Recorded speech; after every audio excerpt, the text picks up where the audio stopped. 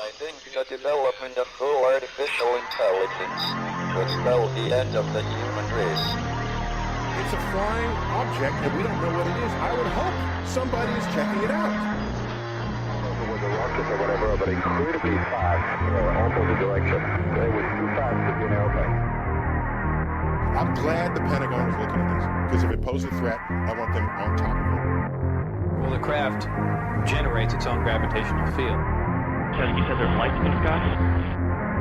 The internet has become the command center for criminals and terrorists. 911, what's your emergency? I need help, please help me! Aliens won't let it happen. You know, that's what we're instructed to say. Roswell, Area 51. Alien kept deep under the ground. 1, 0, 1, 1, 0, 1, 1, 6, 3, 2, 9, 7. Media doesn't have your best interest in mind. The government is self-serving. You're here for a reason.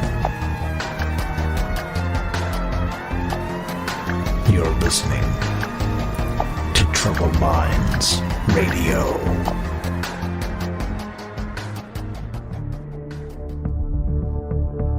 Broadcasting live from a secret bunker just off the extraterrestrial highway.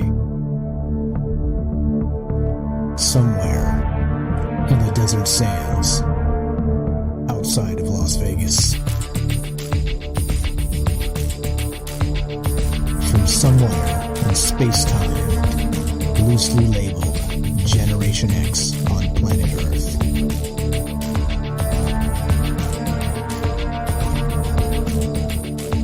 And asking questions of you in earnest into the digital darkness. Yo ho, yo ho. Welcome to Troubled Minds Radio. I'm your host, Michael Strange, and hello to all of you who may also have troubled minds. What's up, guys? This show is live. We do this Monday, Tuesday, Wednesday, Thursday at 7 p.m. Pacific. And what do? What's this show about, you may wonder? You may ask? Well, let me tell you. Too much. No. Too much to tell you. Let me sum up. This is the show where we get together and talk about all the things we're not allowed to talk about. Of course, that being aliens, conspiracy, the paranormal, the government, academia, the 24-hour news cycle, propaganda, and the general feeling that we live in the upside down. This show is live, as I mentioned, and we are streaming on, not Facebook anymore, we're streaming on Rockfin, we're streaming on DLive, YouTube, and Periscope, and we're typically broadcasting live on the Fringe FM, but because I'm traveling, I'm in California, I don't have the equipment I need to make it all happen. So we're doing without Fringe this week, but we are actually playing a rerun on Fringe right now, so nobody misses us, hopefully. We're over there holding it down in spirit, holding it down in rerun spirit style.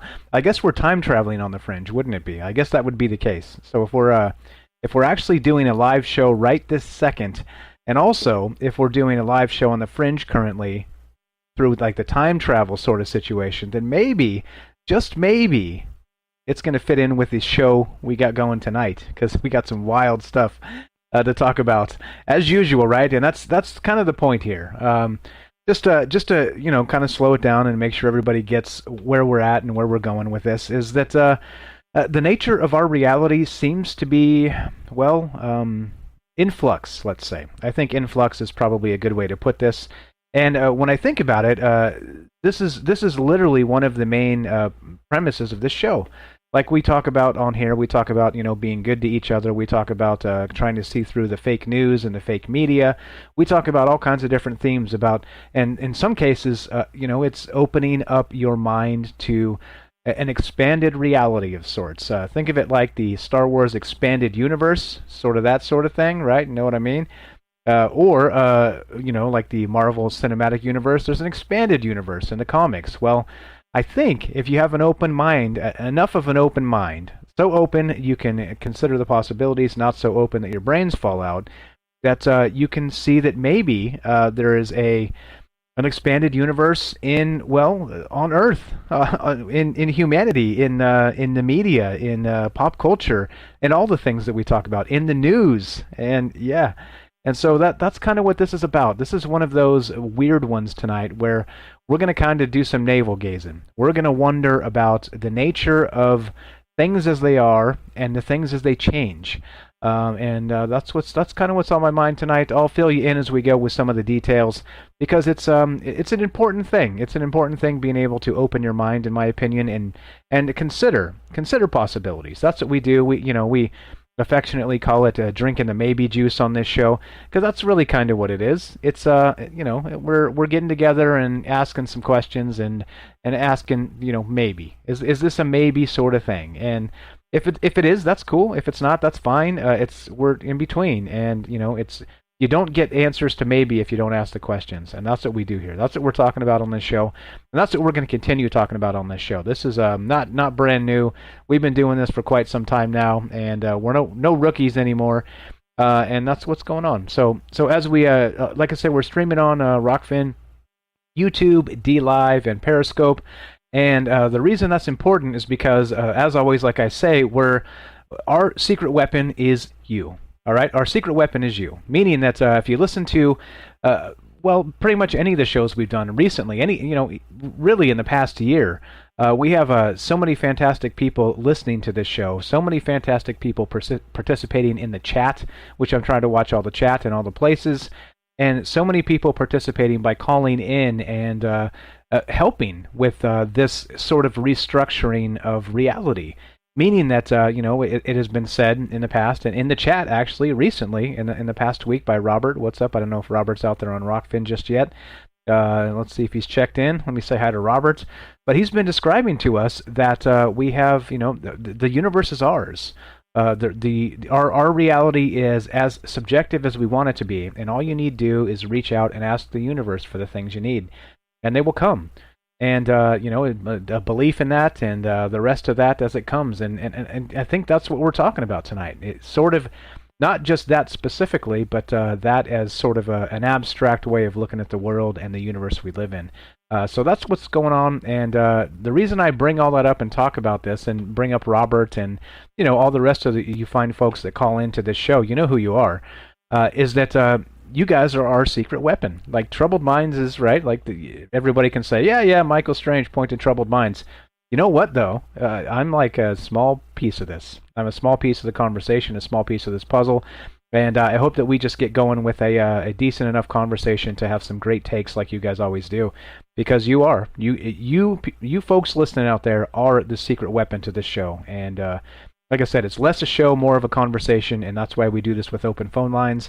And there you go. That's the longest preamble rant about a phone number. And if you want to give us a call and be part of the show at any point tonight, we have a Discord running, which you can join at troubledminds.org. That's the official website. And click the Discord link. It's right on top. It's a chat client. It's a voice client, and we'll put you on the show. Just jump on the caller queue. It's super easy. Unmute yourself, and hopefully we'll have some folks on Discord tonight. And also, if you prefer the old school variety of calling into a radio show, well, we have a phone number. And the phone number is 702-957-1037. That's 702-957-1037. And we'll put you right on. You'll come right through, and you'll talk to me and talk to whoever else might be listening out there. And that's what this is about. It's about us getting together and having that conversation unfiltered by a dishonest media. Just real people talking to real people in real time, and nobody smacking anybody down because, well, there's no need. Why would you bother? So there we go. That's what's on my mind, and that's as we begin to start. But let's do this. Let's start, shall we? Let's start. Let's begin with this. Now, this is so tonight I got to shout out again at Night Stalker. As always, he's got some fantastic takes on this. Derek in Massachusetts. And he sort of pointed the direction for this one, but sort of in a roundabout way. and I'll explain. So let's start with this. This is an article from interestingengineering.com. And, well, as we talk about in this show quite often, and the nature of reality, this is what this is about. The micro-macro, right, as we say. The as above, so below, as many people have described, and all the rest of this. So this is from, let's see, this is from, again, Interesting Engineering. And what's happening now is science is closing in on some theories, all right? They're trying to take the Einsteinian theory of relativity and create this into, turn it into a theory of everything, all right? A theory of everything, meaning it merges those macro and micro type levels, or as above, so below, that sort of situation, into one unifying theory of reality around us, okay? And the reason why there isn't one is because, of course, if you know anything about quantum mechanics, you know that there's that observer effect where the particle-wave duality, where sometimes if you perceive something as a particle or as a wave, it depends on whether you're actually observing or not. And so there's some weirdness going on with that, which of course is that whole as above, so below, right? Meaning that whole micro-macro thing. So meaning that, think of it this way, on the level of like a planet, the scale of a planet, or even like a star, a really large star, out there somewhere in the universe. Not our sun, because our sun is far too small to really use it in this concept. Maybe not. Maybe you could probably squeeze it in there, but a huge star, all right? Now, gravity reacts a particular way, all right? It has, it has maybe satellites or planets. That's what the astronomers would call, something orbiting a star a satellite, which of course are planets instead. But right, you would have this gravitational effect as things, kind of swirl around these planets, all right?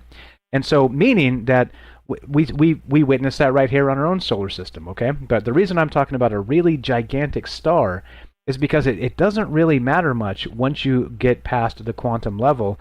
There's the quantum world, and there's the regular macro world, which is the world we live in. And what that means is, right, the whole Schrodinger's cat, that whole bit with the superposition, meaning that if there's a cat in a box and some poison gas in there, and you're not sure if the cat's dead or alive, you don't know until you open the box and actually observe this thing. And so, meaning that if that cat is actually alive or dead only becomes determined when the observer takes a look at this thing, takes a look at the cat, all right? And so now that's on that's on the quantum level, right? When we're talking about tiny, tiny, tiny, tiny objects. But it doesn't work like that in the real world. That cat is dead, right? Or that cat is alive, and that's that. It's a wrap. That's what's known as not superposition. Superposition would be the cat is both alive and dead until the observer snaps it into a more objective reality, all right? Through this is where it gets mind-bending, through the subjective view of opening the box and viewing the cat, all right? So there's some mind-bending shit tonight, so you guys are going to have to bear with me a little bit, and if I'm all over the place on this, well, I'm sorry. I'm doing my best. But okay, so then, all right, there's that. But then there's also another piece to this, right, where we have that huge sun, for example, with the gravitational, planets orbiting and this sort of thing. There is no superposition. There is no observer effect for this. There is no any of this because it's not quantum size objects, okay? And so you see the difference, like we're saying, as above, so below, except in this case, it's not the same thing at all. It's not the same thing at all. Of course, because, right, we're talking about the Heisenberg uncertainty principle, we're talking about superposition, and of course, here's the Heisenberg uncertainty principle, is that at the quantum level, you cannot pin down the direct specific location of a particle because the particle is sort of always moving, meaning that even it's teleporting around. So you can't even say, here's the position of this thing because it has a superposition, as we described. So anyway, if I'm confusing the hell out of you, perfect, because guess what? This is a very confusing thing, and even people that study quantum mechanics have said, if you're not confused by this, then you're not understanding it properly, because it is confusing. This is nutter butters type stuff. Okay, but here we go. So just to kind of start prefacing the whole conversation with that, From interestingengineering.com, the headline is this. A simple equation indicates wormholes may be the key to quantum gravity. Uh-oh. Could this equation finally unite the two biggest theories in physics? And yes, they think they're homing in on being able to have a theory of everything and to unite both that micro world and the macro world and be able to, that's right, link it through a wormhole. As always, right? You always got to bring up a portal if we're talking about troubled minds, and bring up a wormhole now and then, the Einstein-Rosen bridge, right? So that's what's up. That's what's up. That's what's on my mind. That's where we're beginning this evening. Again, this article from Interesting Engineering. I'm going to link it one more time just in case I didn't get us there. But we are discussing exactly that, and the nature of our reality and how it fits into those things. So we don't live in the quantum world. We live in the macro world, all right? So the real world, meaning we don't have that superposition. The cat is either alive or dead, and that's that. There is no superposition. But, right? So how come things, they say as above, so below? However, in this case, it's not that at all, because we have quantum objects behaving a particular way, and then us, not on the quantum level, behaving an entirely different way. Or is it not? Or is it not? And that's what's on my mind tonight.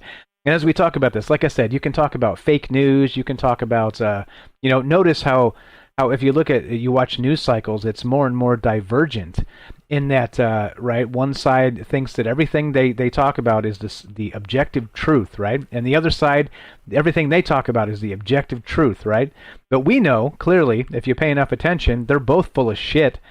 Because there is no objective truth in that realm, all right? Meaning the media, the mainstream media, and all the garbage they're trying to feed us all the time. But, right, meaning that does it really come down to that same aspect of that there is no actual objective truth at all? And it all depends on your point of view, and very much, again, like Robert stated, and I don't know if Robert's there yet. What's up, Robert, on Rockfin? Is that maybe the reality we expect is the reality that we actually ask for, and that we get, not expect. The reality we receive is the reality that we actually ask for. I don't know. And so there's a lot to this. So now, okay, so this actually begins here. So theoretical physicists have spent nearly a century trying to reconcile a unified physical theory of our universe out of quantum mechanics and general relativity, right? And here's the theory of everything. The problem they face is that both prevailing theories work incredibly well at describing our world and have both held up under repeated experimentation. But the two might as well be describing two entirely different realities that never actually intersect. Interestingly, oddly enough, anybody ever watch CNN or Fox News? Well, you might actually describe them as exactly this. The article continues. Quantum mechanics, meanwhile, general relativity can mathematically describe a leaf falling from a tree, the orbits of moons and planets, even the formation of galaxies, but is not much use when trying to predict the motion of an electron. Because again, electrons have that superposition, they have the observer effect, they have the Heisenberg uncertainty principle. There's so many things where the electrons do not behave like us at all, or objects in the macro world at all. So this continues. Now this gets a little bit wild here. Quantum mechanics, meanwhile, appears to violate nearly everything we know about the universe. That matter can only be in one place at any given time, that something can only be in one state at a time, or that observing something is not the same as interacting with it, but which nonetheless gives us the mathematical tools we need to create lasers, quantum computers, and many other modern technologies. And yes, so recently, though, an interesting proposal about a thorny paradox involving black holes has been causing quite a stir among physicists, and it's easy to see why. This simple equation might be the wormhole we've been looking for that bridges the two seemingly irreconcilable theories.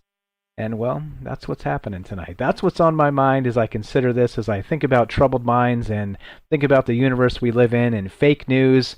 And you wonder, right? You may wonder, what does fake news have to do with, well, fake news and quantum mechanics? Well, if we have two divergent realities happening in quantum mechanics, the micro, the macro levels, then, well, don't we have the same thing happening in the real macro world with news cycles and things like this? Now, of course, they're not exactly the same thing, of course, but, given a kind of looking at it, wait, do we really have no sound or no video? Wait, hold on. Wait. No, we should be good. What's going on here? No, we're fine. You guys freak me out when I read the chat from like 5 minutes ago and it says no sound, no video. All right, anyway, okay, sorry. That's what I get for reading the chat and interrupting my thought. Okay, so now that's the question, all right? Thank you. Yeah, you have sound. Okay, all right. What is infinity? That's a good question. Okay, thank you. I'm good. All right, appreciate it. MJ said over on Rockfin, no sound, no video. I was like, oh, shit. I've been talking to myself for 20 minutes. Okay, anyway, all right. So we're good. Okay, cool. Okay, all right, back to it. So now this is the thing. Now, the weirdness of this, okay, once you get a unifying theory of everything, and again, in these two worlds, they're completely different, like literally so different that they seem alien to each other. All right, again, think about superposition. That cat is both alive and dead at the same time, all right? But in our world, if it's a cat and a poison in a box, right, poison gas in the box, that cat is either alive or dead, period. And that's it, right? And it may be alive and then you bring it out and then it dies later. But in that moment, you open the box for the Schrodinger's cat thing, it's a exercise in quantum mechanics describing that superposition where that cat is both alive and dead at the same time. And so that could be the thing most further from the truth for our normal world. And so you see, the point is that just because quantum mechanics and at the tiniest level here, that things are so completely different and even alien to the way we see the universe as a whole, that it becomes two different worlds entirely. However, those worlds within us, the worlds within us, what I just said, which of course can become the universes and the multiverse within us at the quantum level, is that difference. And so what are we supposed to do? It all exists here. We can all independently verify both of those things most times through scientific testing and analysis and all the rest of this. But what does it mean for you and me? What does it mean for reality? Is this simply how would you describe this? It's a paradox, isn't it? In that we inhabit both spaces, and that quantum world resides inside of us right now as we speak. That superposition, the Heisenberg uncertainty principle, that whole bit, right? Except also the exact opposite. We exist in that macro world where those things are not obvious at all, and seem even like fairy tales at this point. And that's kind of, again, that's what's on my mind tonight. So as we talk about this, we talk about a unifying theory of reality. This is what's on my mind, and this is the question I have for you, for myself, for basically the universe at large, if the universe may be out there listening. Is that if you find whether this is through black holes or wormholes or whatever this happens to be, if you find a unifying theory that links the micro and the macro, and you're able to explain them seamlessly, does anything change for you and I? Is there some sort of, some sort of way for us to really snap into that objectiveness? Or does it not exist at all? And again, right, this goes back to philosophy from the days of yore. This goes back to the old days. This same line of thinking here, in that, is there truth? Does truth even exist at all? Or is it a truth based on your perception of truth, right? What's more true, truth, or your perception of what the truth may be? And can the two exist simultaneously? That's what's on my mind tonight. And if there's a unifying theory through, of course, here's the actual theory that's straight in this article here from Interesting Engineering. They're calling it ER equals EPR. That's the equation. It's as simple as that, right? However, this was proposed in 2013 by theoretical physicist Leonard Susskind and Juan Maldacena, and as possible solution to one of the most contentious issues in modern physics, the black hole firewall, which is what we're talking about. Meaning that it seems like this doesn't have anything to do with black holes at all. However, it does. Because if they're saying that the black hole and The backside of that is possibly a wormhole that unites not just us with a wormhole to maybe a different place in our universe, like we've described in the past, like the Einstein-Rosen bridge, like we talk about stargates. We talk about all kinds of wacky stuff on this show. But also that maybe that connection through the wormhole on the backside of that black hole is possibly a link to a multiverse, where all of this existence of that micro-macro, reality, subjective and objective, becomes the same thing all at the same time. I don't know. I probably botched that harder than you could botch anything ever because it's confusing. It's literally confusing. But the question is this, very much like Robert has stated again on Rockfin there. I'm going to cite him again for a third time because he's probably going to show up because he's as consistent as anybody. But if you have your own subjective reality and you create it, is it possible to not let anything in from that objective world? Can you hide yourself off through that subjective reality by finding your own peace and not allowing anything to interfere with your level of peace? You understand? By finding your own drive. We talked about drive last night. We talked about motivation last night. How about finding your own motivation and allowing nothing from the, quote, objective world to step in your way? Are they the same thing, or are they different things? And am I just confused? Because, well, that wouldn't be the first time, to be perfectly honest. But that's what's on my mind tonight. That's what's on my mind tonight. And there's Robert. What's up, Robert, on Rockfin? I'll come say hi to everybody. But he says this: you should not make a humble request of the universe. The universe has zero need of polite exchanges. It is simply a multidimensional, emotionless intelligence, like a software program, that you are in charge of. So you must always relay your wants as commands, then edits a line into the machine. There it is. There it is. What's up, Robert? Thanks for showing up, man. I know you'd chime in at some point, but that's what's on my mind tonight. That's the question. Do you really believe in this whole subjective or objective reality? Like some people describe it in the woo-woo circles as manifesting your intention, as taking what you need and what you want and making it become real. Taking that subjectiveness and turning it into your own objective reality, even though, right, there are no parallels at all. At all. Is it easy? I don't know. There you go. What's up, Richard? Says, yeah, Mike, make your own reality. Is that true? Is that possible?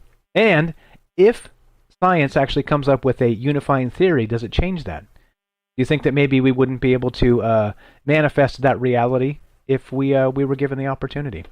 And like I said, that's what's on my mind tonight. If you guys want to be part of the show, love to hear your thoughts on this. Do you believe in any of this stuff? That you can actually have your subjective reality and just seal it off from the rest of the world because consciousness would be more important than objectivism? You think that's possible? I think that's the deal, right? There you go. Kung City says, I'm trying to manifest my crypto into early retirement. It is, right? And so what? Do you think that's possible if you sort of seal off the objective reality and just make it happen? I don't know. That's probably a terrible example on my part, not yours. But this is what I'm asking.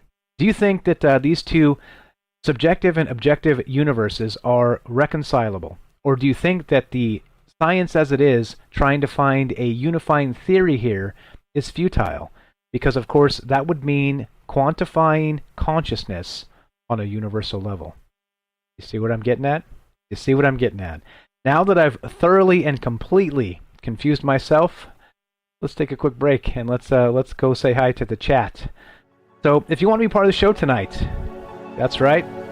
This is Troubled Minds. I'm Michael Strange, and we're talking about, that's right, your subjective reality versus the objective reality of a cold, dark universe. How different is it? Are you able to change one versus the other? And how about this? Do you even care? If you want to be part of the show, love to hear from you tonight. 702-957-1037. That's 702-957-1037. Don't go anywhere. More Troubled Minds and your reality after the break.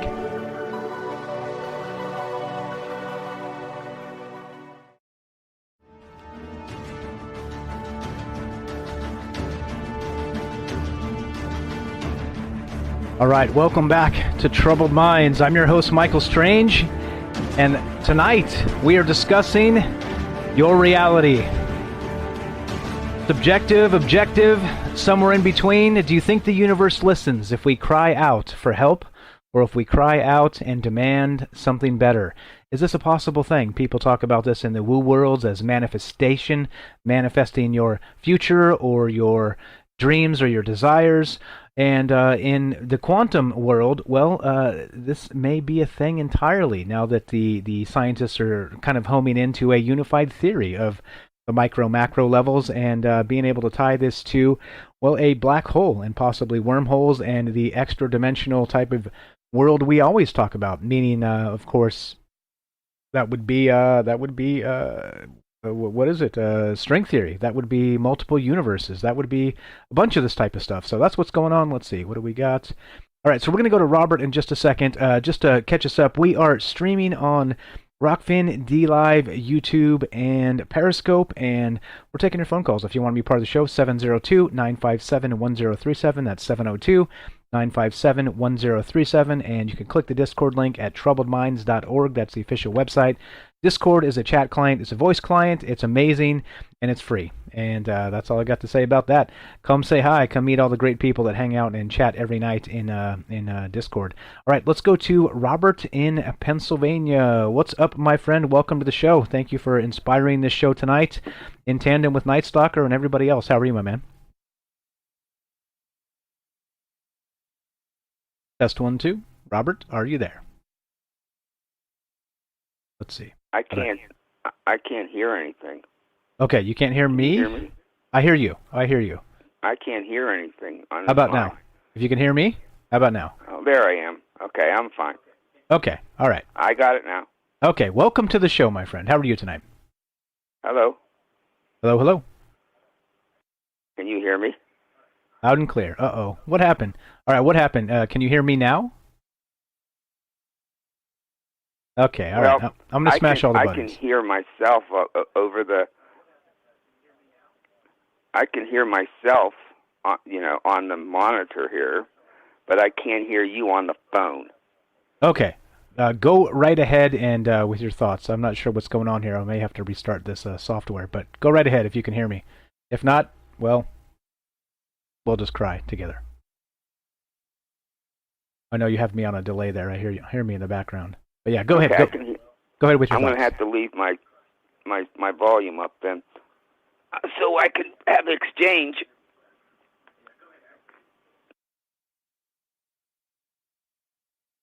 This is what you get when you're on the road.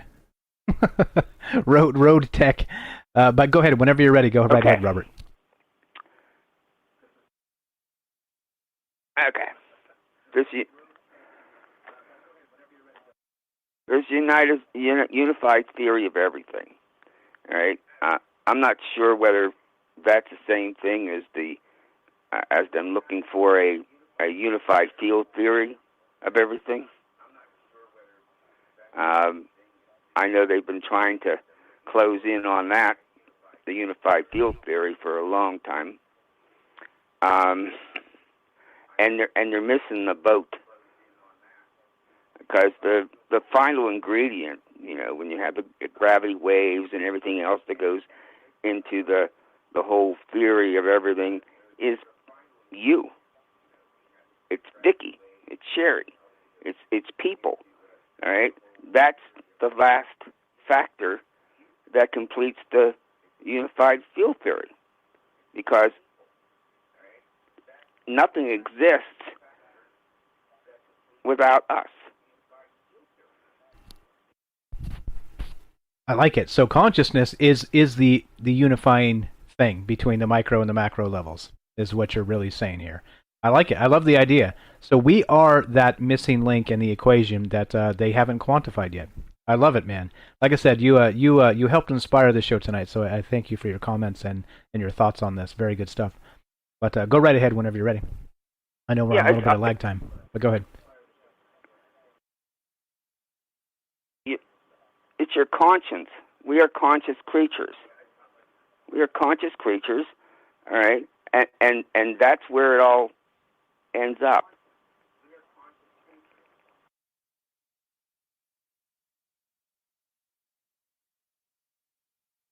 I'm with you. Continue, sir. Easier to just let you go instead of trying to The universe wait for itself that. is not conscious. We are the conscious of the universe.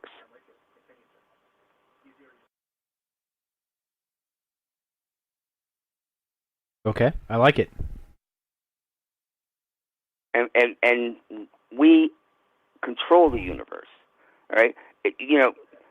What we have here in our history is this idea of an all-powerful God.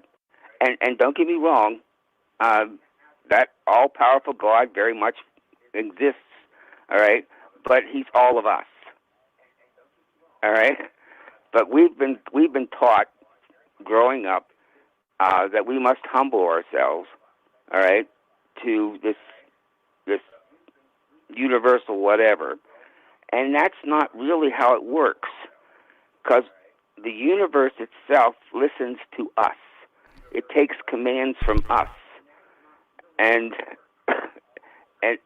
for everybody in the world that is having problems or has failed or whatever, the only reason they have is because after all that brainwashing as a child, they forgot that they are in charge, that their own lives are not at the whim of some spirit, some high spirit, or the universe, or anything like that. Our lives are controlled by us. All right, we go into. I'm trying to make this simple because, frankly, the thing about this whole business is very complicated and at the same time very simple. All right, and so I try to keep it as simple as I possibly can, and that's why I've been saying for a while now, in a simple way, that you just give the universe a command. All right, let's say people go to their bedrooms and they at night and they kneel down in prayer, and they say, I would really like to have this. All right, well, when you do that, you're leaving the universe to decide yes or no. All right? The secret of getting, the truth about getting the yes and having what you want manifest into this reality is not to leave it up to the universe to decide between yes and no. You tell it. You command it. I want, you will bring this forth, whatever it is. And you can try this on a simple level. All right? Don't ask for a simple thing. Command a simple thing. Say, you will provide this to me. Now, that doesn't mean in the morning it's there. But what happens is it adds a line of, like in a line of computer programming, adding a line in there. It puts a new line in there, and the universe starts to work to honor your command to do that, and then it could be a week, it could be a month, it depends on the size of the demand. All right, how long it may take for it to finally put it all together and manifest it into your reality. I'm going on and on here, but it's okay. Can you hear me? Can you hear me now? Yes. Okay, I fixed it. Can hear you now.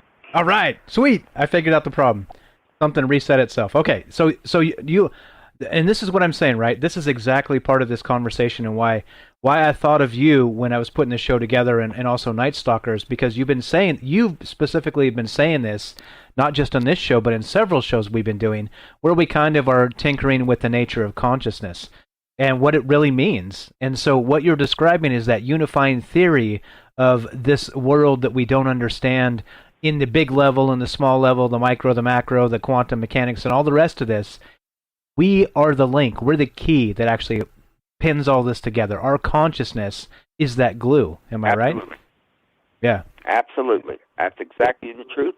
And I know this to be truthful because I've utilized it in my own life, or what would be called my own reality. And if I could say something to make it even simpler,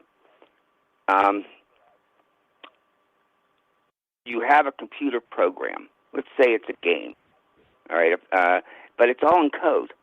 It's all in, and most of the code is commands. This will happen. This will happen. This will happen. This will happen. Well, that's the universe. The universe is nothing but a big data collector, all right?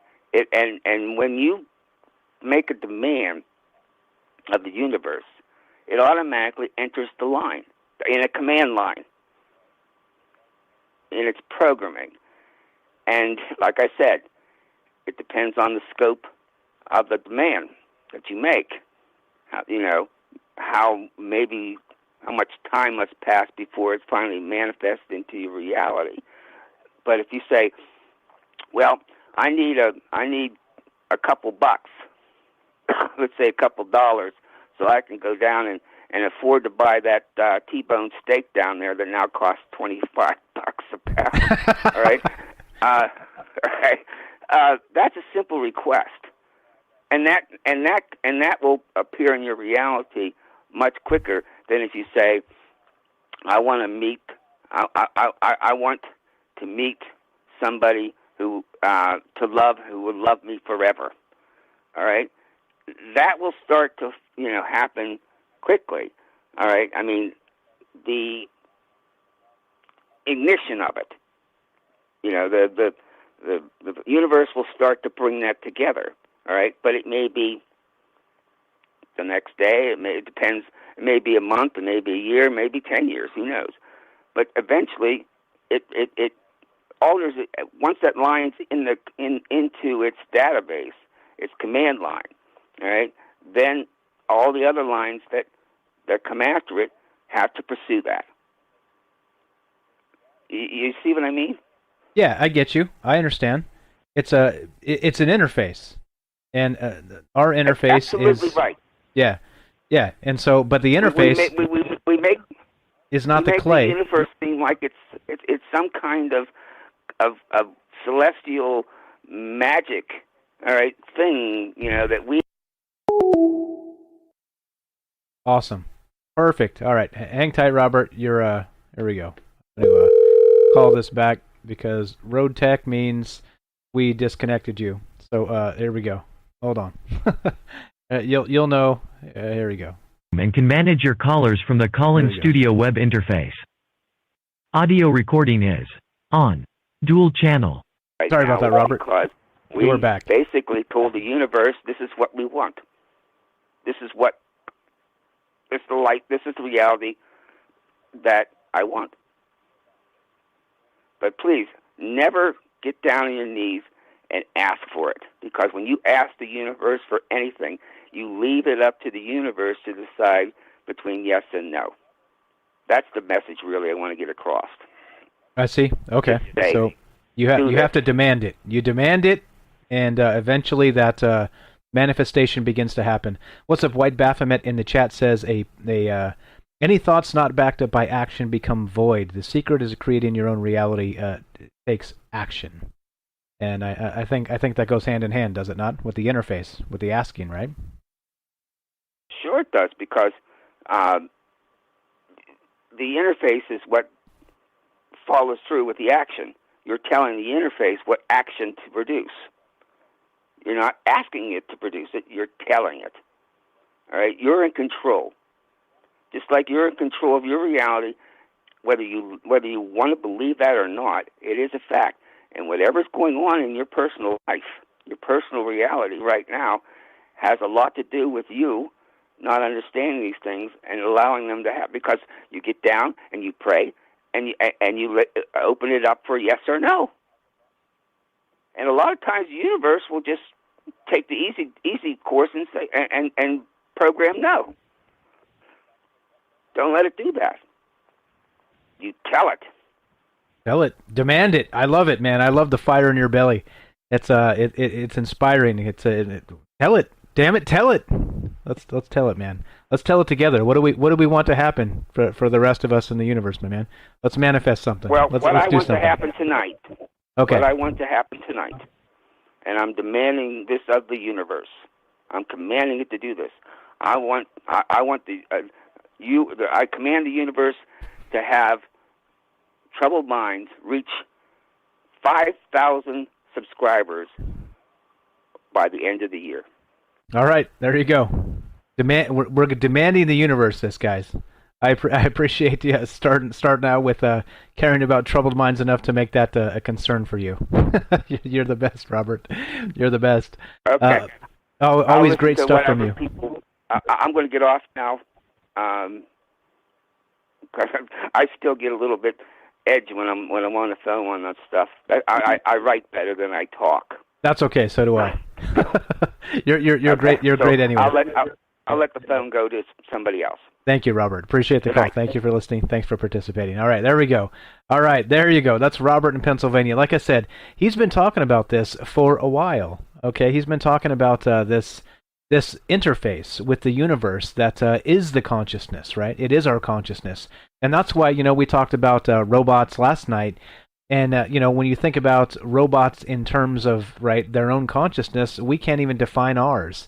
And if ours is so large that it's universal in scope, right? I mean, you think about it. If you think in terms of, you love let's say this again, interstellar spoilers. But what is a way that we time travel with our own consciousness, right? I have a grandfather. I have two grandfathers that have passed away, and I love them both. And so, even though time and space and even death separates us, at this point, the love exists between myself and them, you see? So we're able, with our consciousness, we're able to kind of transcend those universal barriers just with emotions. With being able to, like we talked about a little bit last night with the robots and the rest of this, embracing that humanity, the reason we're different, the reason why we should, strive to be better, and all the rest of this for ourselves and for other people. And that interface it seems to be powerful, does it not? And that's what we're talking about tonight. If you're confused and wondering what the hell's going on, well, demand from the universe that you're no longer confused. And I'll do my best to step up my game to make you less confused. But point being is that it's complicated. This stuff is complicated. When you start talking about quantum mechanics, when you start talking about the universe as a whole, how come the micro and macro levels, as they say, as above, so below, they are and they also are not in the same breath. And what glues it all together? What makes all of this happen? And that's what's going on. That's what's on my mind tonight. So what do you guys think? Great call from Robert to kick us off. I appreciate that. Sorry about the phone fiasco.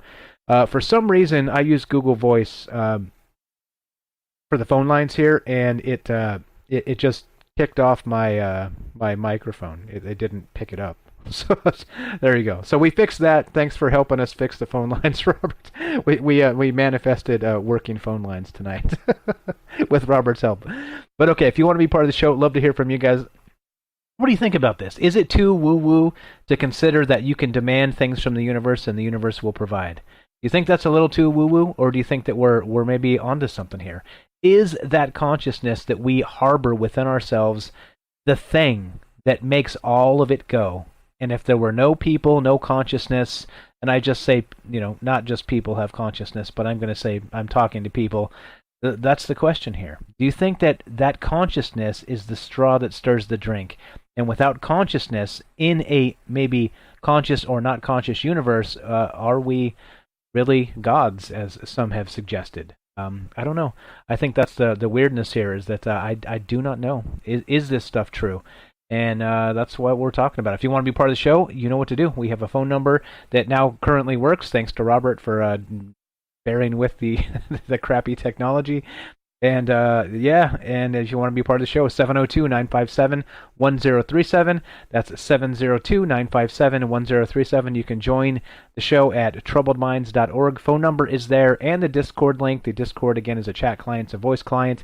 And it's free. It's for international folks that don't like the 702 area code, which is Las Vegas. It's a free thing, and so we're looking to hear from you. But that's the question tonight, right? So then we have more of this. There's more as we go. I guess we're kind of coming up to maybe close to a break time here. So what I'll do is I'm gonna put some more of this in the chat if you guys want to check out some of these theories regarding the Einstein equation with wormholes and the key to quantum gravity. And the thing with that really just means this. It means this. To boil it down, what is reality? That's what this means.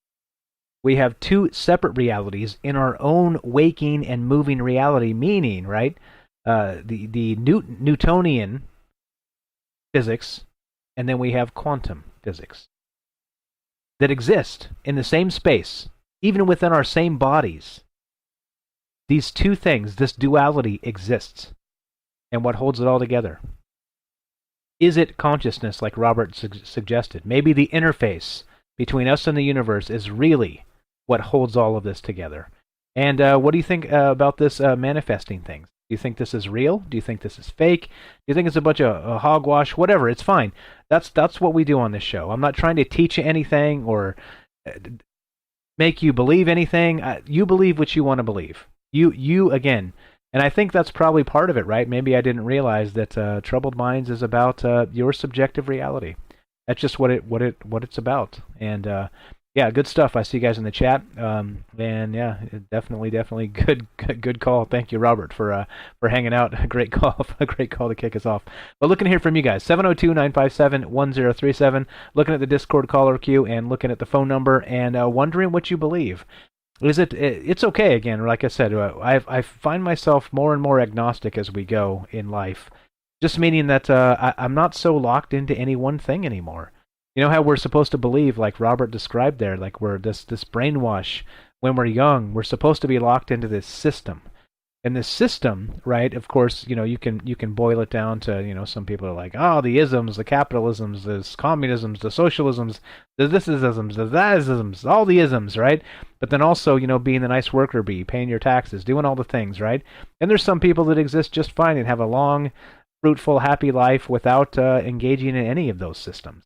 And I think that's the weirdness here, is that what do you believe? What do you believe? Do you think breaking down those systems in our mind is a healthy thing? Or do you think that we're becoming terrorists, as they would like to describe us as terrorists, for trying to break down that reality in the minds of others? Because, right, again, like I said, I don't know. I don't know the answers to these things. I don't know. I'm not some guru, as you guys that listen often enough. I'm not the answers guy. I don't know these things, and that's why we get together and talk about them, because I think we can teach each other a lot of things, and that's what we're doing. So one more time, if you want to be part of the show, 702-957-1037. That's 702-957-1037, and we will, yeah. What's up, guys? What's up, guys? I'm reading the chat. You guys are hilarious. As usual, hilarious, good stuff. All right, so we're going to take a quick break in just a moment here, and that's what I mean, though. So I want to hear your thoughts on this. Taking the macro, the micro, and taking maybe our consciousness is that stir, or the straw that stirs the drink and holds them both together, even though both things exist in our body currently, right? Two things that, as we know scientifically, do not make sense working together are working flawlessly together, right? I mean, we are here talking to each other, are we not? Humans have been making war and doing all the things for how long? And right, I mean, like those systems are locked; they're in place, are they not? And that's what I'm saying here. What do you believe in this woo-woo stuff? Do you not? Do you think this is a bunch of horsepucky? Like, it's all fine. This is what I'm saying, agnostic in terms of just the way this works. I'd love to hear from you guys. 702-957-1037. We're going to take a quick break and be social with the the chat. So if you want to be part of it, we're talking about consciousness tonight, as usual, and we're discussing whether the micro, macro, and quantum mechanics and a unifying theory is maybe a futile task. And if it isn't, or is, do you think that unifying theory and unifying interface, as Robert described in the phone call there, is actually our consciousness communicating directly with the universe? I don't know. I don't have the answers here. Clearly, if I did, it'd be a very short show, and we'd say, here are the answers. Okay, have a great night, everybody. We ain't like that. We don't do that. Loving to hear from you. 702-957-1037. That's 702-957-1037. This is Troubled Minds. I'm Michael Strange. We're talking about consciousness, reality, and you. Don't go anywhere. More after the break.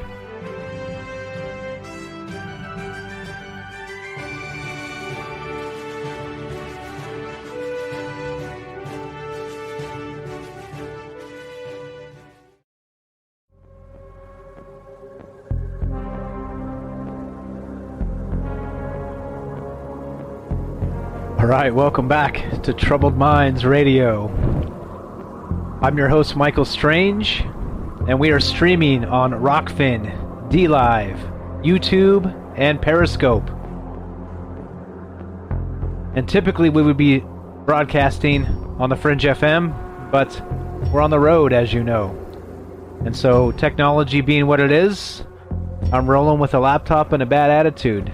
And of course, we're taking your phone calls if you want to be part of the show. 702-957-1037. That's 702-957-1037. And we're talking about, well, of course, the universe. And of course, you know, that in particular is one of those things that's really all-encompassing. And unified field theories, and what happens when the micro and macro are reconciled by science. And is it possible, even, that they can actually ever come to such a solution? Because, of course, well, it seems to not be so easily, what would you call it? So easily reconciled.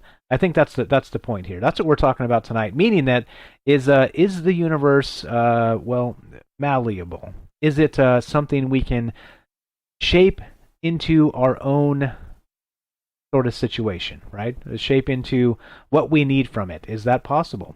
Is that an actual possibility? Or this gets into manifestation, but it's looking at the scientific views of the world, the objective reality. And so, speaking of that objective reality, this is where the Night Stalker comes in. What's up, buddy? I'm talking to you out there.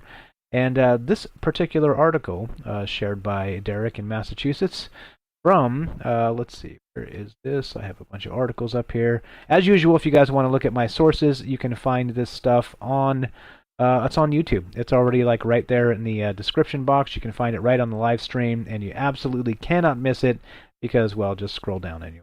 But here we go. So we're talking about this one right here. I'm going to link this article, and this is kind of what got me thinking in terms of the universe, and thinking in terms of, well, if science reconciles these things together, do we have something less or something more, or what is it that we need? What is it that we want? What is it? And again, like I said, is it too woo? Is it too woo for you? Woo woo? I don't know. What's up, Liam? I see you there on the chat. How you guys doing? Okay. So let's see. There it is. All right, so this is from interestingengineering.com, all right? And this is, the headline is this: New physics experiment indicates there's no objective reality. Uh-oh. Uh-oh. Uh-oh. All right, so again, right, we have, in one case, we have science chasing down a unified theory of all things, to kind of be able to reconcile the micro-macro, the quantum world with the regular world, and they're looking to do it through black holes and possibly wormholes, okay? Connecting the multiverse, the string theory universe to the next universe and back, right? Okay, again, sources linked. If you don't believe me or think I don't understand it, you're probably correct. But this one, here we go. Let's read some of this. Again, looking to hear from you guys. 702-957-1037. Article starts like this. Researchers performing a long-awaited experiment created different realities that are irreconcilable, proving that objective facts can be made to exhibit properties that cannot cohere, according to a recent study shared on a preprint server. Yeah, confusing? You bet. And that's exactly why I sound like an absolute utter moron tonight, because I'm trying to make sense of reality with a human brain and a human mouth and human technology. And, well, I'm going to blame it on all the human things, because why the hell not? There we go. Nobel Prize winner Eugene Wigner described a thought experiment in 1961 that highlighted an uncommon paradox of quantum mechanics. Specifically, it reveals the strangeness of the universe when two observers, like Wigner and his friend, observed two distinct realities. Since the thought experiment, physicists have used it to explore the very nature of measurement, in addition to the bizarre idea of whether objective facts actually exist or not.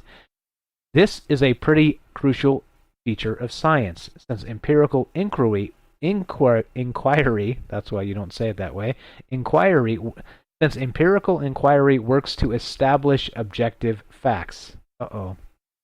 So what if there are no objective facts? This continues. But if there aren't any facts, how can science presume to describe a real world in the first place? Yep, for decades, and philosophically much longer, of course, like we described when we started the show, this has served as a great bit for entertaining dinner guests. But Wigner's thought experiment wasn't really anything more than that until now. In 2020, physicists realized that recent quantum technology advances had made it possible to create Wigner's friend test in a real-world experiment. In essence, we can create different realities and compare them in a lab to see if they can be reconciled or cohere in one system. And researcher Massimiliano Proietti, that's got to be Italian, right, of Heriot-Watt University, Edinburgh, okay, maybe not, along with a handful of researchers, said they performed this long-awaited experiment for the first time, creating distinct realities, compare and contrasting them, and discovering that they are, in fact, irreconcilable. Oh boy, oh boy, oh boy. I don't know. This is what I'm talking about. And so, I don't know, like, again, right, at some point, does it become woo-woo? Does the entire universe become some sort of, a manifestation project through our consciousness? Back to that. It almost seems like it, doesn't it? It almost seems like it, doesn't it? Let's see. Yeah, I did play a sound that sounded like wind, MJ, and it freaks me out every time. I always look over my shoulder every time I play that track. Again, if you guys like the music, Road Music is from Tabletop Audio.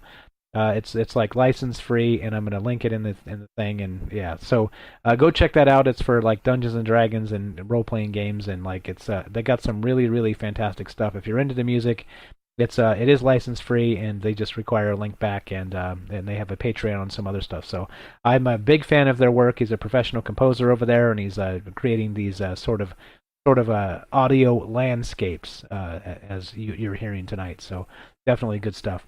So okay, but that's the question, right? So going back to this, I don't know. The question becomes, right? They did the experiment here. Let's do this. Let's see. Hold on. Okay, so it goes like this. So the initial thought experiment. I got you, James. We're going to go to you in just a sec. I see you on Discord. Let me describe this, and we'll do it. Wigner's initial thought experiment was simplistic in principle, starting with a single polarized photon that can have either vertical or horizontal polarization upon measuring. The laws of quantum mechanics hold that a photon exists in both states of polarization simultaneously, which I've described previously as superposition. In his thought experiment, Wigner imagined a friend measuring the state of a photon in a different lab and recording the result while Wigner watched from afar. He has no clue what his friend's measurement is, and is thus forced to assume that the photon and its measurement are in a state of superposition of every possible outcome for the experiment. Because, of course, that's the observer effect, right? That's that whole Schrodinger's cat. Is the cat alive or dead? In the quantum world, the cat can be both, and that's what's known as superposition. So here we go. Wigner can say, however, that the fact, the quote, in quotes, fact of the superposition's existence is real.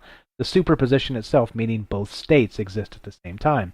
And the article continues, and strangely, this state of affairs suggests that the measurement can't have taken place. Obviously, this stands in direct contradiction to Wigner's friend's point of view, who just measured and recorded the photon's polarization. He can even call Wigner and tell him the measurement was taken without revealing the results. This means there are two realities at odds with one another, and it calls into question the objective status of the facts established by the two observers. And there you go. And if you're not completely and totally confused, well, I think we just succeeded in doing that. Go to James. James, our friend in Michigan, Salcedo Paranormal. What's up, my man? Welcome to the show. How are you? I'm good. My mind is just trying to process all this, and it's hard, but it's fun. Hey, man, that's my middle name. Hard but fun. That's an interesting middle name. Sorry, I had to do it. You lobbed that one up. I had to spike it back down. My middle name is hard but fun. But yeah, so what do you think? What do you think about the subjective reality stuff, the subjective reality? Do you think, as Robert described it when he called in, that there is an interface between consciousness and the universe itself? I think it's definitely seems that way. I mean, for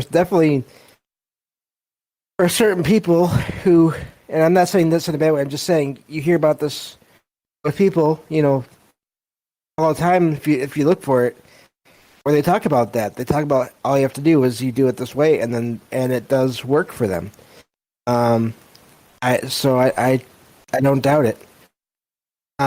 So yeah, I think it's interesting. But the other thing it brings up to me is the idea of there being multiple realities for different people. It makes me think of everything paranormal, supernatural, unexplained. In that, what if the people that experience it, it is real. It is a separate universe from the ones from that other universe, maybe, or those other universes where, for other people, none of that stuff does exist. Exactly. Well, and I think you can probably break it down by, again, geographic location. You could probably break it down from household to household, from individual to individual, right? I think all of that actually applies. But I like the example. But continue then. So what is the next step from there? Two different realities, half a world away.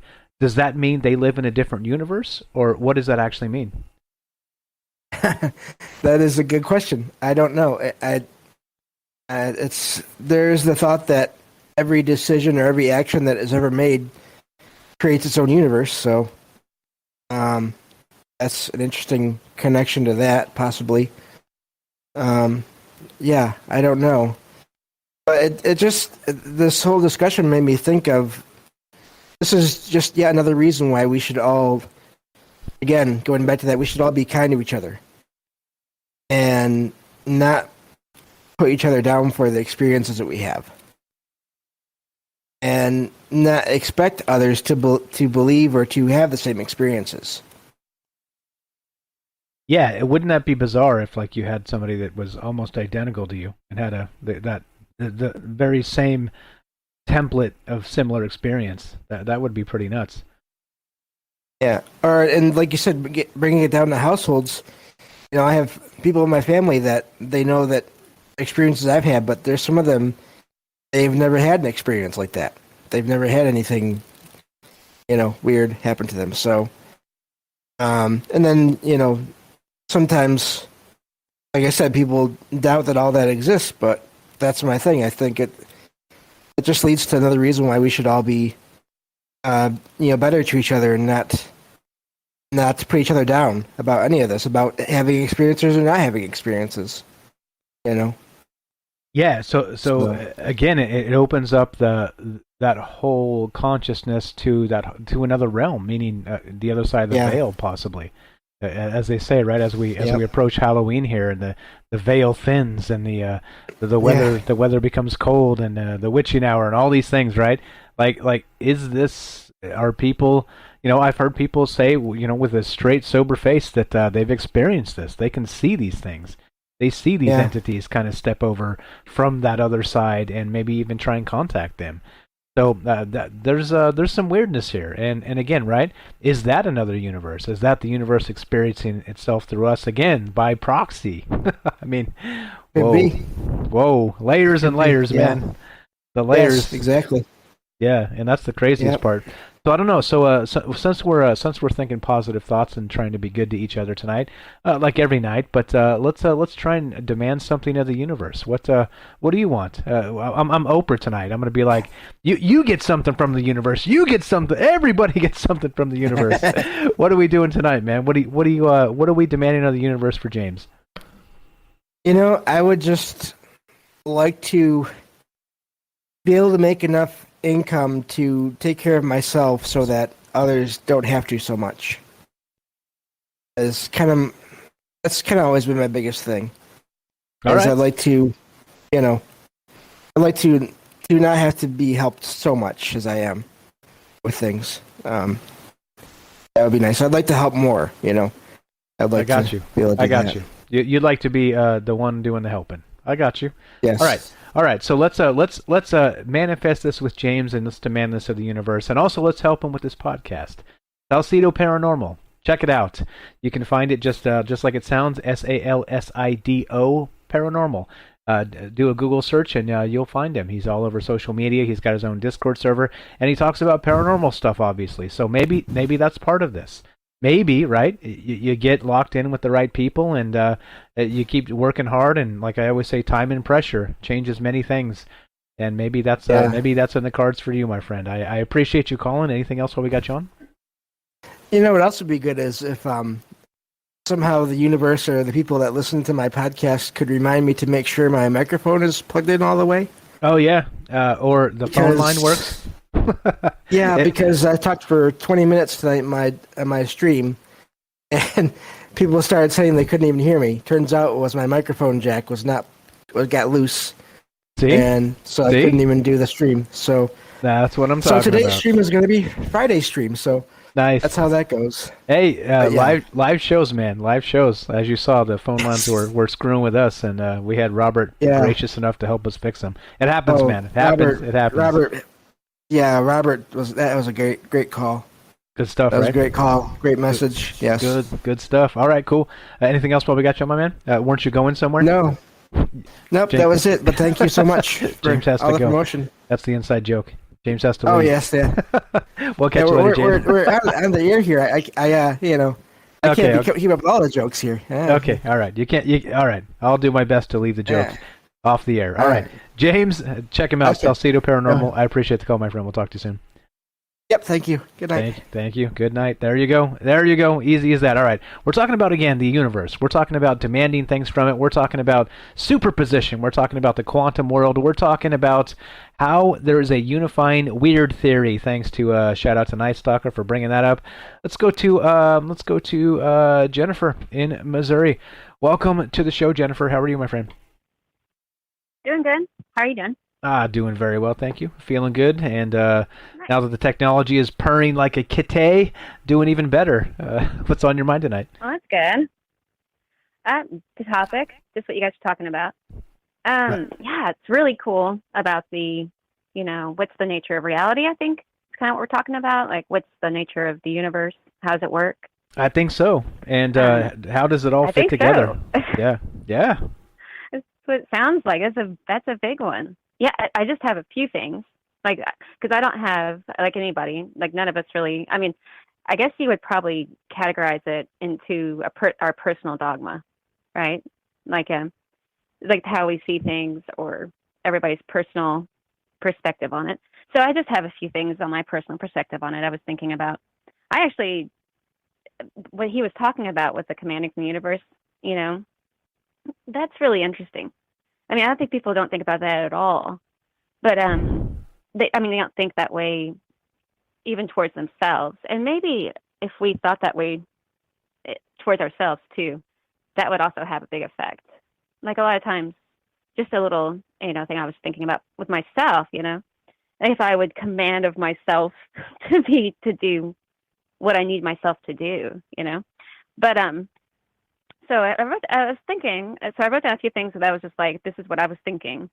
And the nature of reality, like when you read a book and you're reading a story and you get sucked into that reality, but it's in your head, but it's somebody sharing a story with you, that's kind of strange. Like there must be something going on with the mind that's just really involved. Because, that's incredible how that works. When you listen to music, how it changes you and everything, and like in your mind, how you immediately go into another mindset. Like this is all has to do with the mind somehow, and how it's affected beyond yourself. Like it's not you being there's like something in your mind that's beyond your control that's being affected by these things when they encounter it.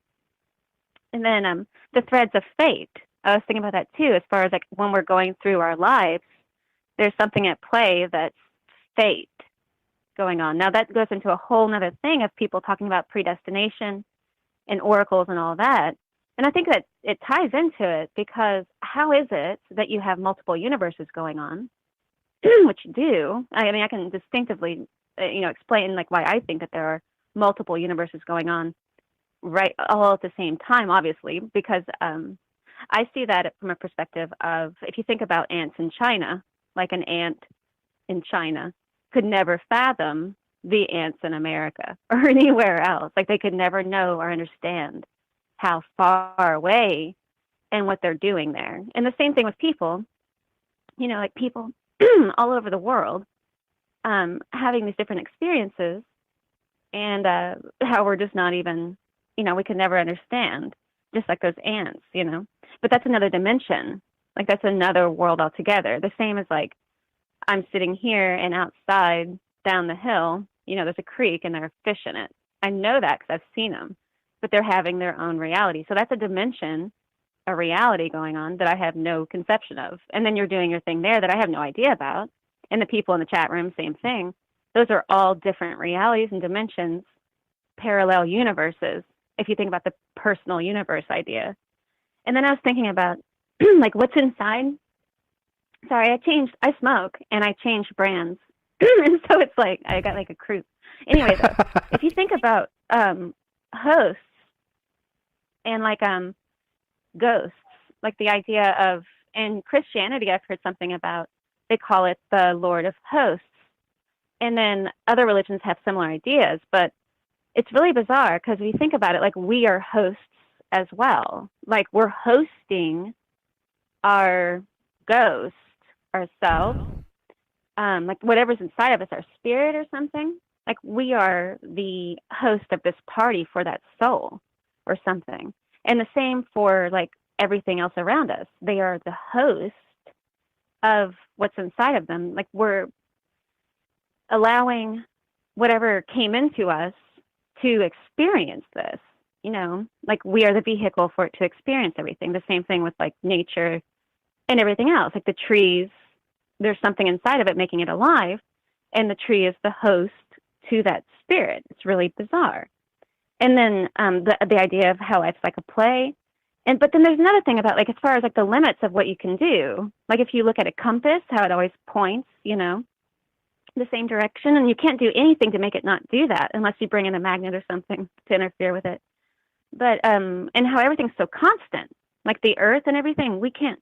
So there's limits to what we can do, and that must tie into when you realize what you need, like when you say to yourself, or when you realize what you need to do, or like I need to go to bed, so I'll make myself go to sleep, or sometimes it'll just happen against your will, or like I need to make this happen, so I have to do this, this, this, and this. We have all the skills and all of the things we need to do that sometimes. And usually when people can't achieve what they want, that's when they're calling out to the universe, because they've done everything they could possibly think of, and they still haven't been able to achieve it. So that's where all the praying and all of the magic and all of that comes in, I think. And then the last thing, though, let's see. Like the awareness of the needs of like the senses and the abilities we have to bring about what we want, like is super important, I think, for achieving any goal. And you have to be really focused. Like you have to be really, really focused. Like people talk about with the magic and everything, they're just using that as a tool to focus, I think. So, because you're needing to see how you can make something happen that usually ordinarily couldn't be achieved, and it would just take incredible amounts of focusing all of your attention on really needing to achieve that goal, even though it's almost impossible to achieve.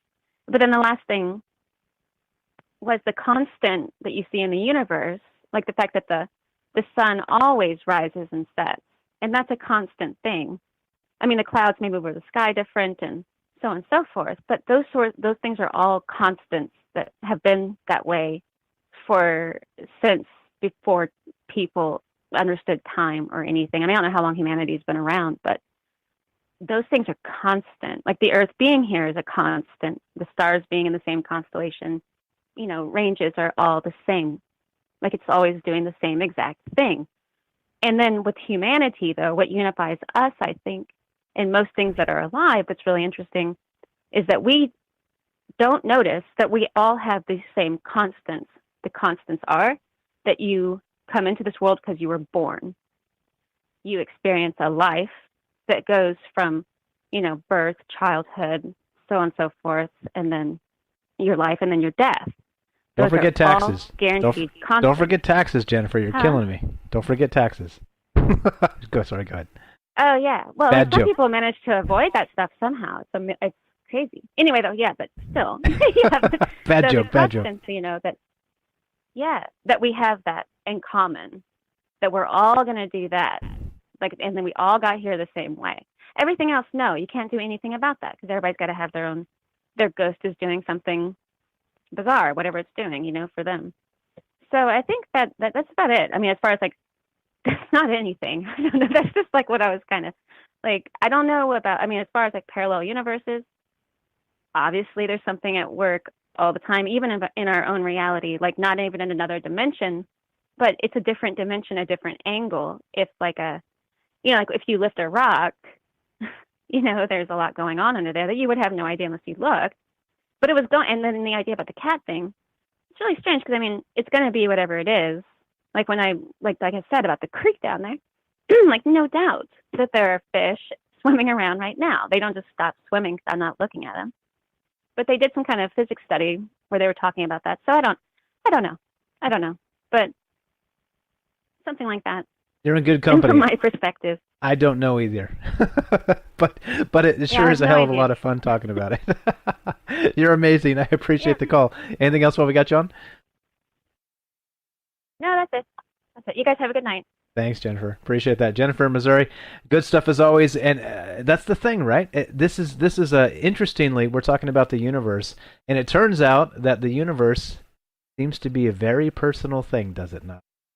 I think so. I think that's really what we're looking at here. And if you want to be part of the show, we're talking about that, the nature of reality, and can you demand things from the universe? What happens when there's a unified weird theory? Speaking of unified weird theory, we're going to go to Derek in Massachusetts in just a sec. 702-957-1037. Give us a call. We'll put you on the show. Derek in Massachusetts, the Night Stalker. Unified weird theory. Welcome to the show. How are you, my man? What's going on, Mike? Great show tonight. Thank you.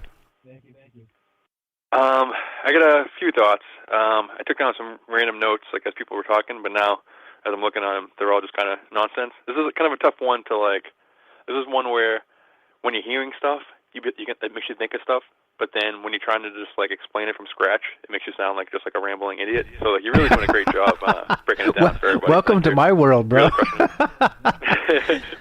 No, you're doing great. You're really doing a good job. Thank you. So, Jennifer was talking about the idea that it really does come down to what your personal dogma is, or what your personal model for the way you see the universe. So, kind of the way I see it, and Robert, there's a really great explanation of making the demands from the universe and stuff. So I don't want to sound like I'm disagreeing with him, because I'm not. This is just my personal opinion. I think it's less about in magic, for instance. They wouldn't say to the universe, I want this, I want blank. I think, I've never practiced magic, but from, the stuff I've come across, I guess they would say, I have this. Rather than, I want blank, it'd be, I have blank. I already have blank. So that, and I think it's, a kind of, a real subtle difference, and I think that's because, we're not separate from the universe. We're just part of the universe. So, especially in the New Age community, they've essentially just replaced the word God with the word universe in a lot of cases, where they're really treating it the same way, as if it's an external force that's acting on you, which is I don't necessarily think that's kind of how it's going. But the way I kind of visualize in my head is almost like the Pink Floyd Dark Side of the Moon logo, where the white light going through the triangle, and then the rainbow coming out afterward, the other side. So the white light would be the universe, or God, or the source, or the all, or the one, or whatever. And then the triangle is each individual prism, which is all of us, or a dog, or a tree, or an angel, or an alien, or a Lovecraftian old one, or an amoeba, or anything. If the point of the universe is for the universe to experience itself in infinite ways, you know? So that's infinite prisms to have itself shot through in order to experience infinite different realities, which is a rainbow that comes out on the other end, you know?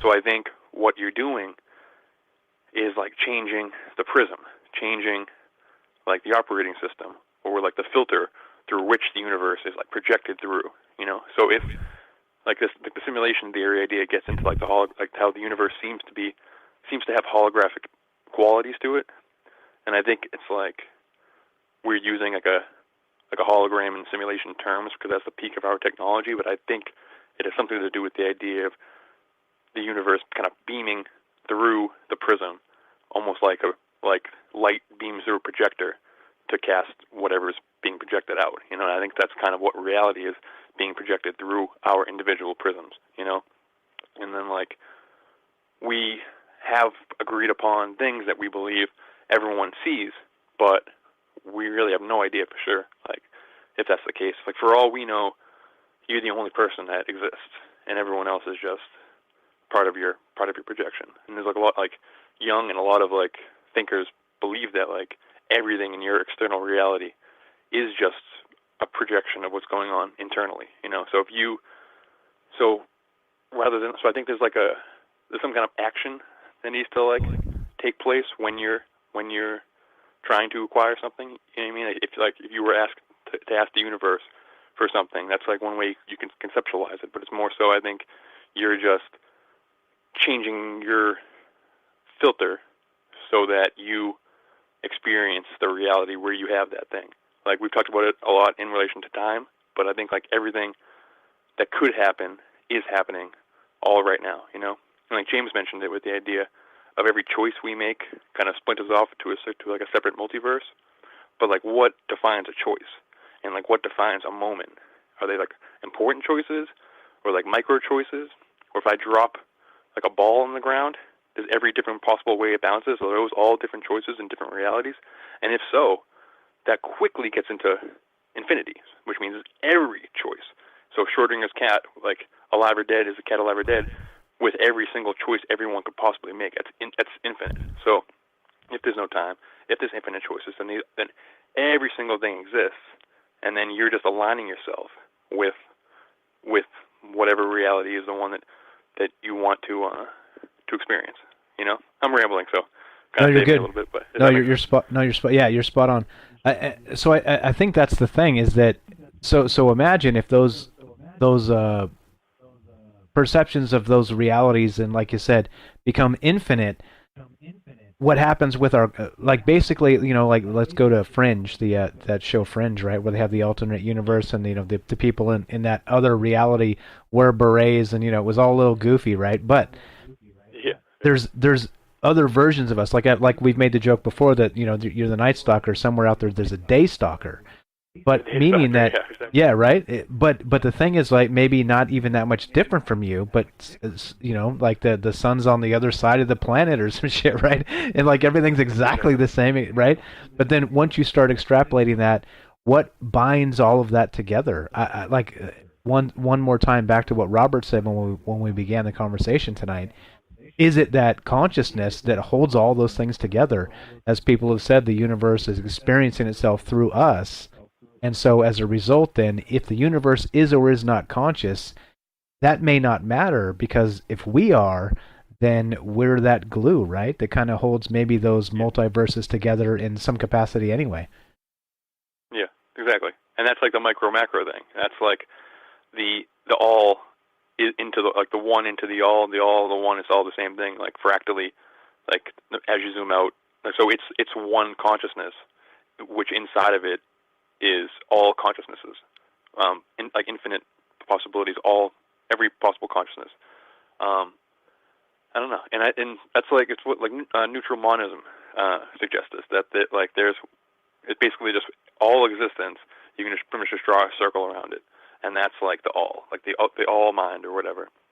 And it's not passing judgment. Like, I kind of bump up against when people like treat the universe as if it's like judging you in some capacity. Like, it's rewarding you for being good and punishing you for being bad, and I don't subscribe to that. Like, I think that's like, it's kind of a remnant from Christianity, and it's more like you must be good, and then your universe will be good. Like if that makes any sense. If you are bad, your universe will be bad. Like your prism is what's reality is shooting through. You know, like you're not being punished as much as you're creating it. You know, it's like a not much of a difference, but it's subtle, I think, I think it's an important distinction to make. You know, but like again, I gotta preface this, but like I work at a supermarket. My life is not good at all. So like it's tough. It's tricky to like talk about these kind of things without making it seem like you have all the answers. You know, and I don't know what's going on at all, and like I don't know how to manifest stuff for myself, and which makes me think it's like complicated. You know, I think like that's part of like the training that people have to do in magic or like the meditation practice and stuff. You have to control your mind, be able to control your mind, so you can get down to create your prism, to like change your prism to be what you want it to be. You have to have like full control over your mind. But I think that's pretty complicated. You know, as soon as somebody says don't think about like orange like giraffes, you're going to think about orange giraffes. You know, but I don't know. And I think that's the importance of like Hollywood, is because they know that. So that's why like it's such a important structure in like society, because it's creating frameworks for people to design their own personal prism, which, I mean, it's giving you limitations based on like things you can see. Imagine if you had no frame of reference for what was possible, like what you could do, you know? I always kind of wondered that. Does that make sense? I'm really rambling, but no, you're fine. No, you're fine. The thing is, like, we're literally talking about probably the largest question, the largest concept in existence. So, like, if you feel like you're rambling, you're probably in the right place, because I felt like I've been rambling all that. I'm like, shit. Does this make any sense to anybody? Because I'm confused as well. No, it does. Yeah, but it's tough to talk about without feeling like you're sounding like just I don't know, some new age.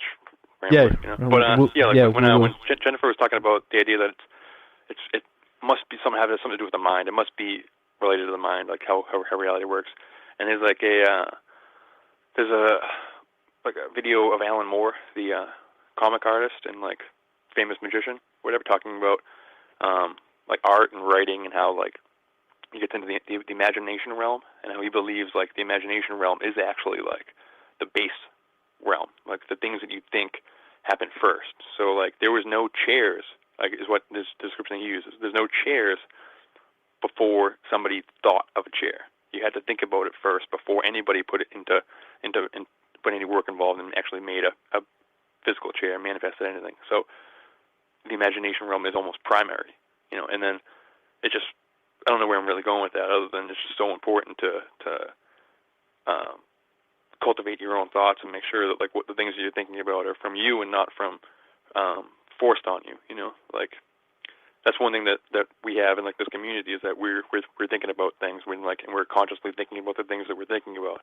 Whereas like a big problem on either side or any side of any paradigm is that people are kind of just taking in a lot of nonsense and really not understanding what it may or may not be doing to their own to their own filter, the way they're filtering reality. You know, like the most simplest explanation I give is like, you can have the same day. You can wake up in the morning and walk down the street, and if you're having a terrible day, you're going to see all of the worst people walking down the street. You're going to see the person cutting somebody off on the road. You're going to see the person that's just like being angry on the street, or like yelling at some clerk, yelling at somebody, or whatever. But if you're having a great day and like something really good happened to you, like you just started to date this new girl or whatever, you walk down the same street, all the same people are there, the same interactions are all happening, but you're going to notice all the good stuff. You're going to notice the person that's letting somebody out into traffic. You're going to notice the person that's helping somebody cross the road. That's the same thing, all the same stuff happened, but you experience two completely different realities, you know? And that's like the very, very like basic version of this. So it's how the universe is being projected through the filter that you're giving it, you know? Meaning that we are. Right now.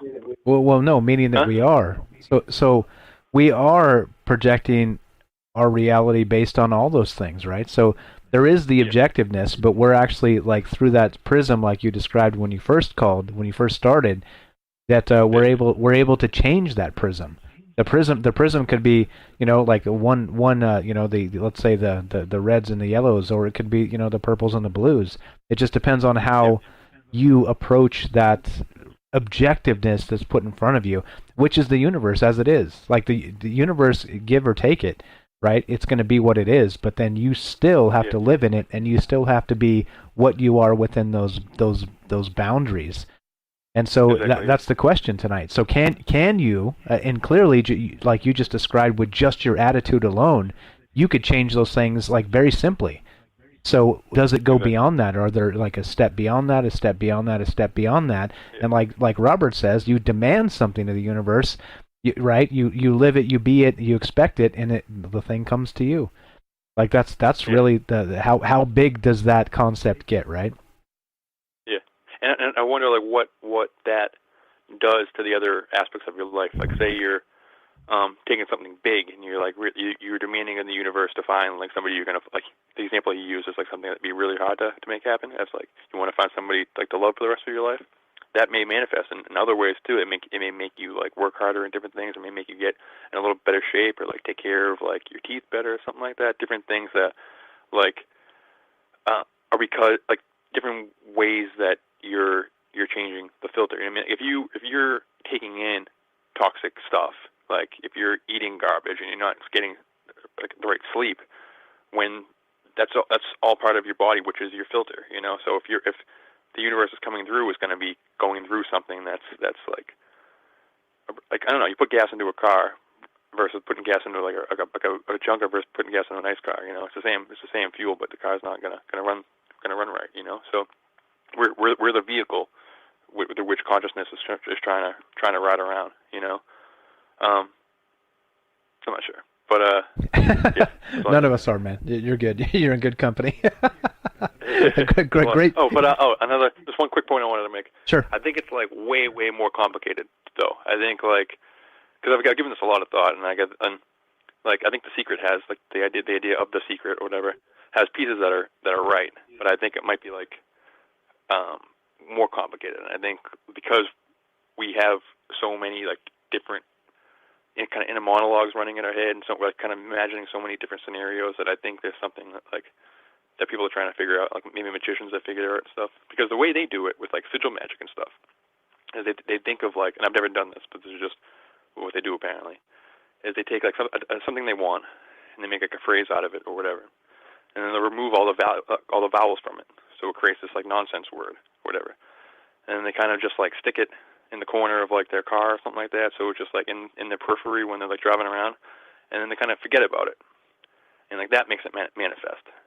And I know from personal experience, but I had a crush on the same girl for like 10 years almost, and like so obsessing over something I don't think brings that, And the magicians believe that you have to forget about it to make it happen. So I think there's like a really complicated mechanism involved in that, which I don't have the answers for. I don't know how it works. Again, my life is not where I want it to be, so I don't have any answers at all. But I think that was just kind of important to note. I think it's very, very complicated. Yeah, but for sure. Michelle, I'll let you go. I'm rambling. But. You're the best. You're the best. Derek in Massachusetts, the unified theory of weird. Have a great night, brother. Unified weird there. One night at a time, One night at a time. Have a great one, man. Talk to you soon. Later, bro. Appreciate that. There you go. Derek in Massachusetts. And this is what we're talking about, right? We get together, we talk about all the weird stuff, and we got a new term, the unified theory of weird. And that's what we're doing tonight. So many great calls, so much great conversation. And there's my alarm, which means I have to go turn off, of course, my Fringe show that's running on the rerun. So it's a perfect time for us to take a break, because I'm going to go refill my drink, and we're going to turn off the Fringe rerun, and we're going to keep on trucking. We're still taking your phone calls. We're still talking about the nature of reality. We're still talking about you. Can you demand things from the universe? And that's what's on my mind tonight. And here we go. As I step away for just one moment, leave you with some nice doom-saying music from, of course, this is tabletop music, and check it out. I'll be right back. This is Troubled Minds. I'm Michael Strange. 702-957-1037. That's 702-957-1037. You can also join the Discord at troubledminds.org. Click the Discord link. Get your ass in here. It's free. There's no reason not to be part of it. It's sort of like a mailing list. It's sort of like a chat room. It's sort of like a, it's all the things combined. You can come hang out with us and do your thing. So here we go. Stepping away for one moment, and we're ending the other bit. So be right back. Don't go anywhere. More Troubled Minds after the break. Be right back.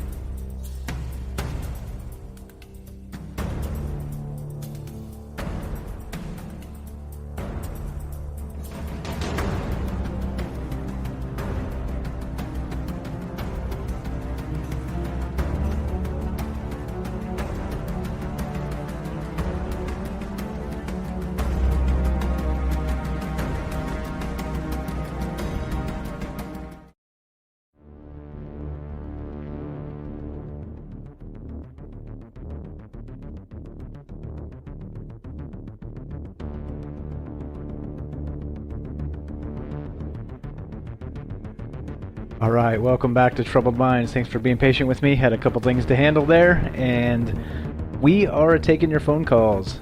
702-957-1037. That's 702-957-1037. And we are streaming on Rockfin, DLive, YouTube, and Periscope, and we're talking about the nature of reality. Yeah, that's right, the nature of reality. What the hell is this all about? Have you ever even considered a question so large? Well, I barely have, and it shows in my rambling mess of trying to even ask the questions here. But I think that's okay, right? It's okay to be less than succinct. It's okay to be less than perfect, and that's part of the humanity of this and the rest of these things. Good night, Fred. Thanks for hanging out with us. And here we go. We got a couple phone calls we're going to take again, and we're still taking your phone calls tonight, talking about that nature of reality. Can we demand things from the universe? What's going on with this micro-macro, as above, so below? Well, but the quantum universe doesn't really seem to jive with the regular universe that we live in.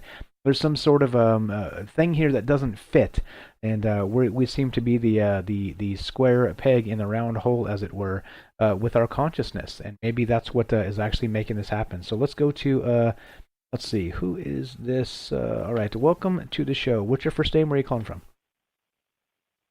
Yeah, this is Phil Christophers. What's up, buddy? Phil in Washington. How are you? Yeah, from Washington State here. And, well, a couple of things. The unified field theory of everything. The C.M. Haram's got a fairly good tact on it. The law of one would tell us it's all one thing. And then it's all consciousness. Well, actually, I mean, this is kind of mixing the Emerald Tablets of Thoth with the law of one and, and all sorts of things. But I did want to correct something on the chaos magic and using sigils. Sure, go right ahead. And what Anton Spare said was you craft the sigil. You know, it's you're taking the letters and creating something artistic out of it, right? A kind of a symbol, a one thing out of the many things. I won't go into how you do that. I think he already kind of described it, hopefully. But the part about activating it, he said it has to be a strong emotion. So you take that sigil and you view it, and say you jump into a cold stream, and you get that shock, and that empowers that sigil, and then then you put it away, and it will manifest. So says Anton Spare. Okay, I see. So this is a thing. So this does work. You think there's like an actual way to do this with sigils and spellcraft, as it were, and create something where there was nothing before? Well, yeah. I mean, it's everything is just the one photon or amplitude hedron, is according to David Wilcock and his studies of things. You could go with that theory, and then we're all just manipulating that one thing to get all of these manifest things that we see in this world, right? The TV screen that's flashing over here in front of my eyes, the phone that I'm talking with you on, all of that. In a way, I've manifested through my consciousness, saying, I want these things, and I'm bringing them to me. Of course, somebody created them, but that's all consciousness, baby. It's all consciousness. And this is the thing about The Secret, and the thing that they don't tell you, and that is really key. I don't know why they don't, but they don't. Is that you actually have to visualize it or see it as already accomplished. You have to hold that vision. That's a lot harder to do when you're looking at another reality that is totally not that. It's hard to imagine you're rich if you're living in a cardboard shack, right? But you can be. You can be. It is all about your attitude. Yeah, and your focus and your ability to vision a new future. Yeah, and that then, makes sense. Applying a strong force to it, like emotion, a strong emotion, love, passion, ecstasy, or pain. They're all equal drivers, right? It's the intensity that's required, I guess. Yeah. If you want to manifest it real quick, you're okay with it, kind of the universe slowly giving it to you as it would have it happen. Then you just have to be conscious and aware of how that might be coming to you. Yeah. For instance, so go ahead. You put out there to have a soulmate or something like that come to you. Then you have to be, really aware of feeling, what that would feel like, and embodying that thing, and also being confident when it does come to you, as weird as it may be, that it is actually the thing that you wanted to have. A soulmate. Okay, I got you. All right. So you can actually create these things. So again, is it the same thing we've been discussing? Is it demanding these things from the universe, or is it something else? Is this do you think this is magic? Do you think there's something else to this, or is it as simple as kind of changing your attitude and having like I always say this and this is my attitude with this show, right? We've done hundreds and hundreds of shows from Troubled Minds, and I've always said the attitude is this: time and pressure gets it done. Time and pressure, time and pressure, time and pressure. And back in the day when we started, nobody was listening to us. We would beg for phone calls and get one. Now look at all the amazing people that call us on a nightly basis. It's incredible. Time and pressure, time and pressure, time and pressure. It seems to be, right? Is that manifesting something? Is that manifesting a desire of mine? I mean, that obviously you've noticed that effect, and it seems to be working. Yeah, I mean, it's pressure. Okay, so pressure is just that emotion. I mean, you could easily do it. You could easily say it's love and time, love and time, love and time, love and time. The same thing. Yeah. Well, it's not the same thing, but Yeah, close enough. You get what I'm saying? It's a different emotion, but it's still a powerful a mover in the world. Love is that first distortion, really, according to the law of one. Yeah. Okay. So, all right. Fair enough. I would say you use love, and then that's the other thing. Then you're in tune with the universe, because the universe comes with love and balance. That's its main thing, So it wants to help you manifest what you truly desire or have passion for, because it respects that passion. All right. At least that's my concept of it. And I would say that I sort of see it in my own life. Yeah, and I think that's the thing, right? Like Derek was describing, it's like sort of looking at things through a prism, right? Like you kind of expect what you expect to see, and then it's like the whole old adage of rose-colored goggles or glasses, right? It's the same sort of thing. Yeah. I was thinking that thing, rose-colored glasses. Yeah. Well, it's sort of. You're gonna have a peachy keen look on life is going to bring you more. Being grateful is going to bring you more, and help you to manifest quicker, because that's something else the universe respects. If you're grateful for what you have, then it kind of wants to give you more, right? Yeah, totally. But if you're not grateful, then it doesn't. It figures, okay, well, I'm done with this one. I'll move on to somebody that really wants it. somebody that gives a damn. Yeah, all right, I got you. Somebody that gives a shit. Yeah, amen to that. Amen to that. Yeah, cool. Okay, so work with the universe. It's there to support us. It is. Okay. The whole thing is so it's and the thing about magic is just science that we don't understand yet. So it's the science of the mind. It's the science of consciousness that we don't truly understand. Gotcha. All right. So great stuff as always, my friend. I haven't been consistent in asking everybody this tonight, but if we have to help you in some way with this community, manifest or demand something from the universe for you, what is it, my friend? Let's hear it. Well, I have a YouTube channel, so come over and check it out, and if you think it's worthwhile, subscribe. Tell me what it is. Tell us what it is, man. No pressure. Tell us what it is. I'm okay with it. Tell us what it is. Look, where it's at. hold on. This is the thing, right? I always say this, and it's okay for me, for people to plug their stuff on this show because, one, you're calling and you're contributing. So I have no problem whatsoever. You're adding to this discussion. So tell us what your YouTube channel is. Give us a little brief about what it is. Well, let's help you out, man. I truly believe we can succeed together. Yeah, okay. So it's just Phil Christopher's. Now, to be a Phil Christopher's rugby player, I'm not the rugby player. Not me. That's not me. So Phil Christopher's. And I do an energy vlog on the Schumann or the Gaia resonance and space weather. And then I'm also a Reiki practitioner or a master of 3rd degree.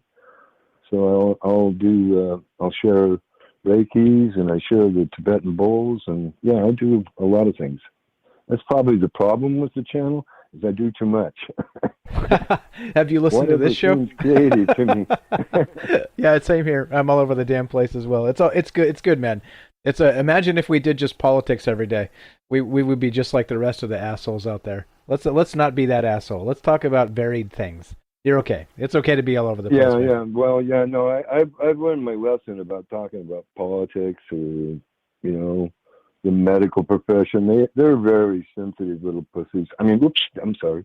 Did I say that out loud? You're loud. I'm sorry. Yeah. Yes, indeed. Okay. Can you do me a favor? Are you on our Discord or anything? Send us a link in the chat or somewhere. Send us a link, and I will feature it. I'll share it, and let's get you some love as well. I appreciate the call, my friend. Okay. All right. Well, and much love to you too, brother. Thanks a lot. Keep on rocking in the new age, eh? You got it, brother. Time and pressure. That's Phil in Washington State. Thanks for the call, my friend. We'll talk to you soon. There you go. Simple as that. You want to be part of the show, 702-957-1037. That's 702-957-1037. We're talking about the nature of reality. And through my rambling mess, I think maybe we got the message. It's easy to just say, let's talk about the nature of reality. But it kind of is a little bit messy, right? It's a big concept. It's a lot of stuff. And so, my rambly mess in between, hopefully we got some, I don't know, flying spaghetti monster going on here. So we're still taking your calls, talking about this stuff. 702-957-1037. This is Trouble Minds on Michael Strange. Kelly, we'll be right with you. Got a call right in front. Let's go to Matt, who's been waiting for a long time. Matt in California, welcome to the show, my friend. How are you? Good. How's it going, Mike? I'm doing A-okay, man. A-okay. How you feeling? Good. Are you confused yet? All right. Nope. I love this topic. Okay, great. I'm glad. But I think this topic, it's not so much the woo. I think it's more science. And I think we can use science more. We have to delve more into like a science to figure this stuff out. And so, you don't have to know how a car works to drive a car. And you don't have to know how magic works to open up a spell book and read a spell and have it work. But a magician wants to know, like the science. How does the spell work? How does magic work? And so there's this science behind it. And I think a lot of the science we're talking about tonight, I think one of the things we need to look at is this thing I talked about before, the 7 hermetic principles, the 7 hermetic laws. And hermetic means sealed. like hidden. And there are these 7 laws about the universe. But one of these laws is the law of correspondence. And so correspondence meaning like everything like, so as above, so below, as below, so above. And how, everything's inside of a piece is inside the whole, a whole is inside the piece.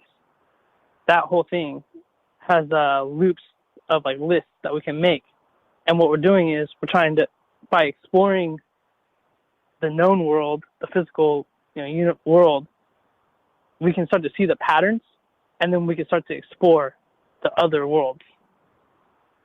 And so with that, one of the ways to look at that, I talked before about like an atom and the universe is like the same map. And another one is like in music, like it goes like, do, re, mi, fa, sol, la, si, do. It goes around, back around. And that's called an octave, like going up and down a musical scale. Right. But it's the same notes over and over and over. But like, there's like a high C note and a low C note. It's like the same note, but it's just a different octave. So that's how it's like connected to each other. Interesting. Okay. Now, so music in and of itself is frequency, right? It's frequency. And so you have, right. So it is, if it's like high C, low C, it's like right? It's the same note, but it's the same thing. It's just presented differently. It's not exactly, but it is the same thing as well. I love it. I love it. Goes all, it keeps going around, and so, like there's no, there's no last note or no beginning note. Right, exactly. It's cyclical, exactly. So it does that example I just did there. It starts there and ends there, but it also goes infinitely high and infinitely low. Right, that's the craziest part. Yeah. Right, in those same musical cycles. Yeah, and another one too is colors. Like you don't notice the colors, but like if you see red, it makes you angry. If you see blue, it calms you down. Those are correspondences of like, we associate the color with the feeling, and then that comes across, and it's, comes to everybody differently. Yeah, very much like. Makes sense. Yeah, well, like Derek was describing, sort of like the prism. So it's like the universe is maybe casting a bright white or whatever the base color happens to be, and the prism is how we perceive and also demand what we want of the universe, right? Like sort of a similar thing. And again, back to frequency, back to the same thing musically, except it's in the visual color spectrum. I love it, man. You're tying it all together. I love it. And again, the micro and the macro. Like I said, infinitely high, infinitely low. These same cycles, they go as high and as deep and as high as you want them to be. Yeah, and so we got to explore, all that. So like, we got to explore this universe. We got to explore the quantum. We got to explore the microism and the macroism to understand it all. And then we can put together these lists, the correspondence list of how everything correspondences together. So like, for example, I want to use astrology for a second. Like, let's use, for example, Mars. Okay, Mars is, the god of war, and it's red. So like those, two things together, like I could associate those two, make a list of all the things that Mars means. And then if you want to use that in magic, you can use any of those correspondences from the list to make it work. So you could use a red crystal or a herb that belongs to Mars. It's the same vibrational frequency you're using to get that same correspondence. Okay. All right. I'm with you. Yeah, I'm with you. So these cycles, so not just we're talking frequency, meaning that it's just not just sound, but it's also in the, like we described, the color spectrum, but then also astrologically speaking, that the universe is also moving in these huge macro cycles, like maybe the Baktunes of time, right? This type of thing, where these huge calendar cycles of whether it's going to be, Sagittarius and Pisces or whatever the hell. I don't even understand that shit. But these things kind of come and go, right? They kind of move through these larger cyclical, like everything is a huge cycle, is basically what we're at here, right? And no matter how you frame it, It's just basically that's what it is. Yeah, I think it's like I said, I think it's a science. It's not like a woo thing, but the whole like we create your own reality, and you are your own god. I think they don't want us. People don't want us to know that. And so they purposely like hide it. Like that's the big secret. The big secret is if we Yeah. were able to create our own futures, they wouldn't allow it because they want control. They want control of our future, not us to be in control of it. That's the big secret, eh? Yeah, I think they don't want, like, if you found out that you create your own reality, then there won't be money on that collection plate. I think that. or yeah, well, I was about to say something really horrific, so I'm gonna just stop myself before I do. But I get what you're putting down. Okay, so Yeah. then all right. So then, anything else? What else you got, my friend? That's gonna be it for tonight. Okay, wait though. Don't I'm go. gonna go. Don't go. Yeah. So what are we going to try and manifest? What are we going to demand as a community for you from the universe? Let's see if we can help. Well, I'm always about health and prosperity and helping people. But I think tonight I'm gonna go with let's go with peace Let's go with peace in the world. Go with peace. Yeah. How about this? There's How about this? a lot of hate in the world right now. So I think we're gonna go with peace. Well, All let's right. manifest peace together. Noble. Yeah. Yes. And again, right. So if we all individually, on a billions basis, manifest our own peace, then I think we could have peace together. And I think that's a beautiful notion, man. Thank you for being honest and open, and for wishing something great. You're the best, man. All right, thanks, Mike. Good night. Appreciate it, bro. Have a great night. There you go. You want to be part of the show? 702-957-1037. Fantastic stuff. That's what I'm saying, guys. Holy shit, right? Like I say, they're like, oh, yeah, Michael Strange, Troubled Minds. Nope. You guys, us. Like I always say this, and I mean this. I'm me, you're you. Together, we're us. And you see what happens when you get us together. Amazing stuff. Whenever you're ready, Kelly, we're taking your phone calls, guys. 702-957-1037. We're talking about the nature of reality. We're talking about, can science actually specifically pin this down? And, well, I guess we're trying to talk about consciousness. We're trying to talk about how big things get and how small things get and how we fit somewhere in that mold. Kelly, welcome to the show. How are you, my man? Good, man. How you guys doing? Good topic. Doing good. Yeah.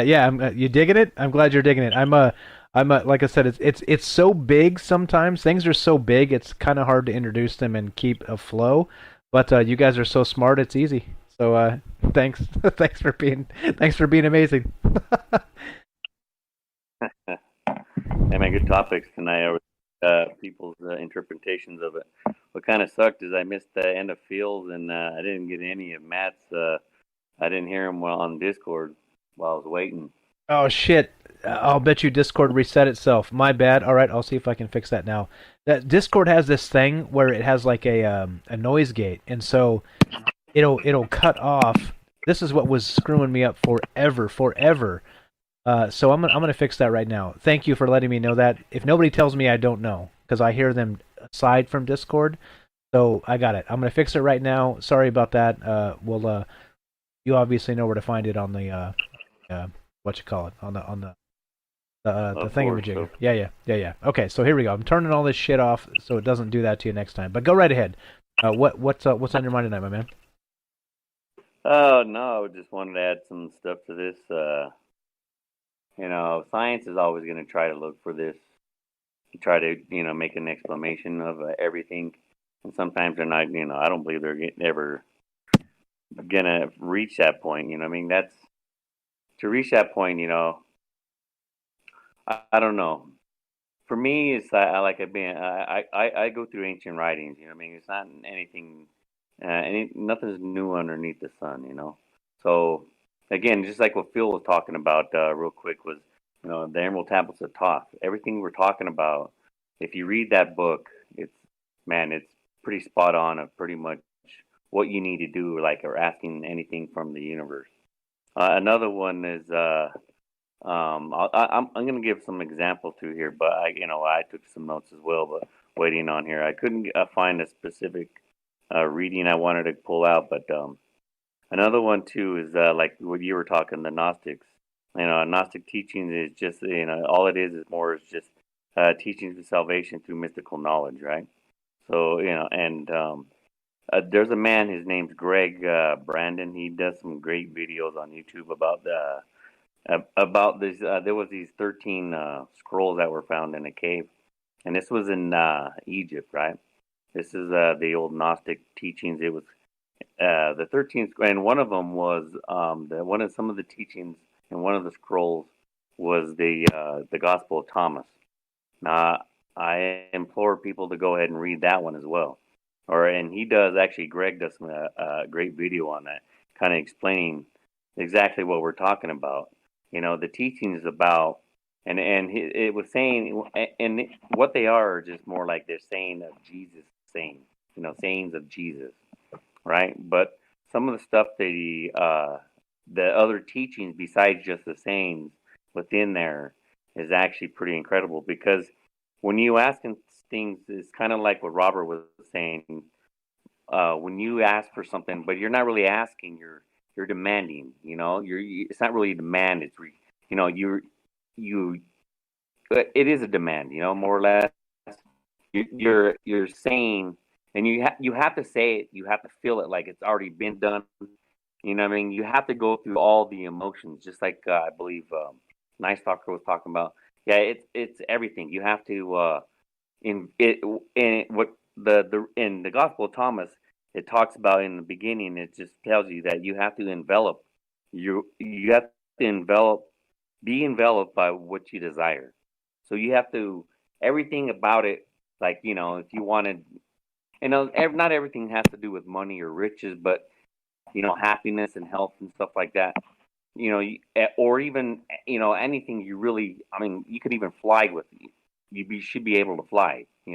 So you could. The limits are boundless.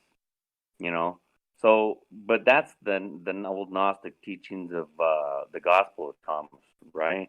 So, they also believe that the only way the only way you do this is through knowledge, so you can ascend. And with that, I have an example with that is actually it's a lot of that's Buddhism. A lot of their teachings with because Buddhism is a branch off of Hinduism, but they all it's all the same teaching. But it's kind of the example of that was the teachings of what the rainbow body. Kind of like what. And that kind of tripped me when when Nice Doctor was talking about at the end is the rainbow, and in some of the Buddhist teaching is I'm pretty sure people thought maybe ran across that. They call it the rainbow body, right?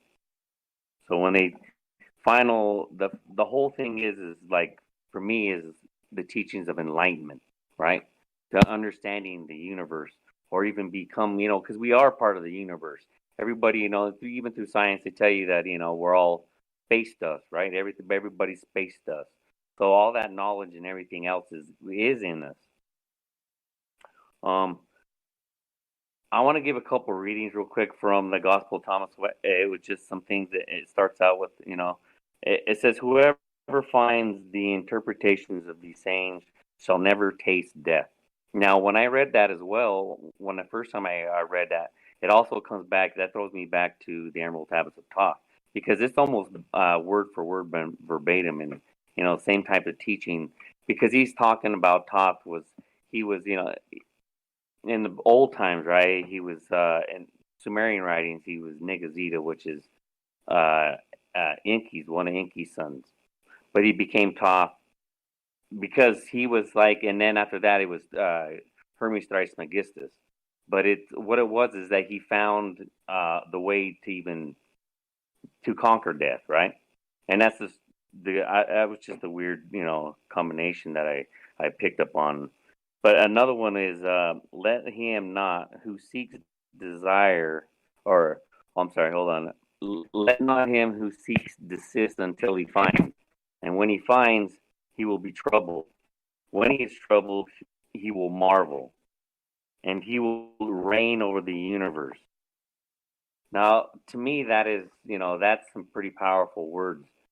If you, what you're, you can't control and do everything. That's what I'm saying. Like when we were talking yesterday about when we were talking about, putting a conscious in a robot, right? Why would you even do that? It's like going backwards, even if it is technology, you're trying to reach something else. You can reach something else that's more powerful than any kind of robot or any kind of computer system that's going to be out there anyway. Even though they say the universe is more like a computer system, you've heard that through physicists, like kind of mind blowing, because when they went through the fabric of the universe, the fabric of of time, they were seeing that it was ones and zeros, and we had that conversation as well. But still, it to me, it's reaching that true word of what they call enlightenment. Yeah, I'm with you. So interestingly, I got to point this out. I have to point this out. We got a parallel, don't we? When you are troubled, and I'm paraphrasing, you are divine, right? It's almost describing what we're doing here, right?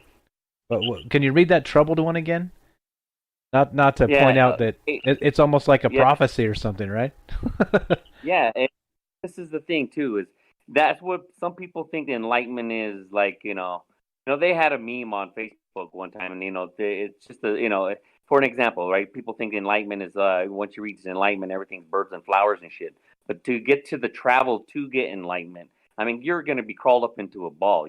That's like when you talk about you go down these rabbit holes, and you're filling yourself with all this knowledge of what people don't even that haven't even that hasn't been like even let the information let out. But yeah, I'll read it again. But it goes like this. It says, "Let him who seeks desist until he finds.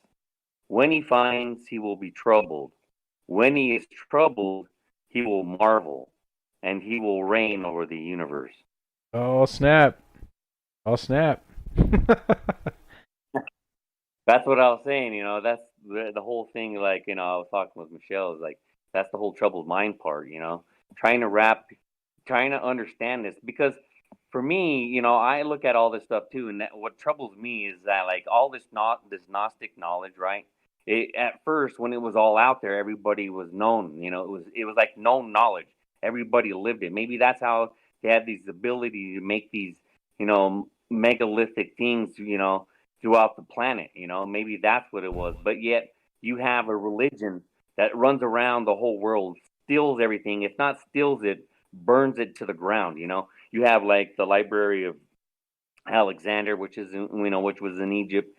You have other libraries that were burnt to the ground.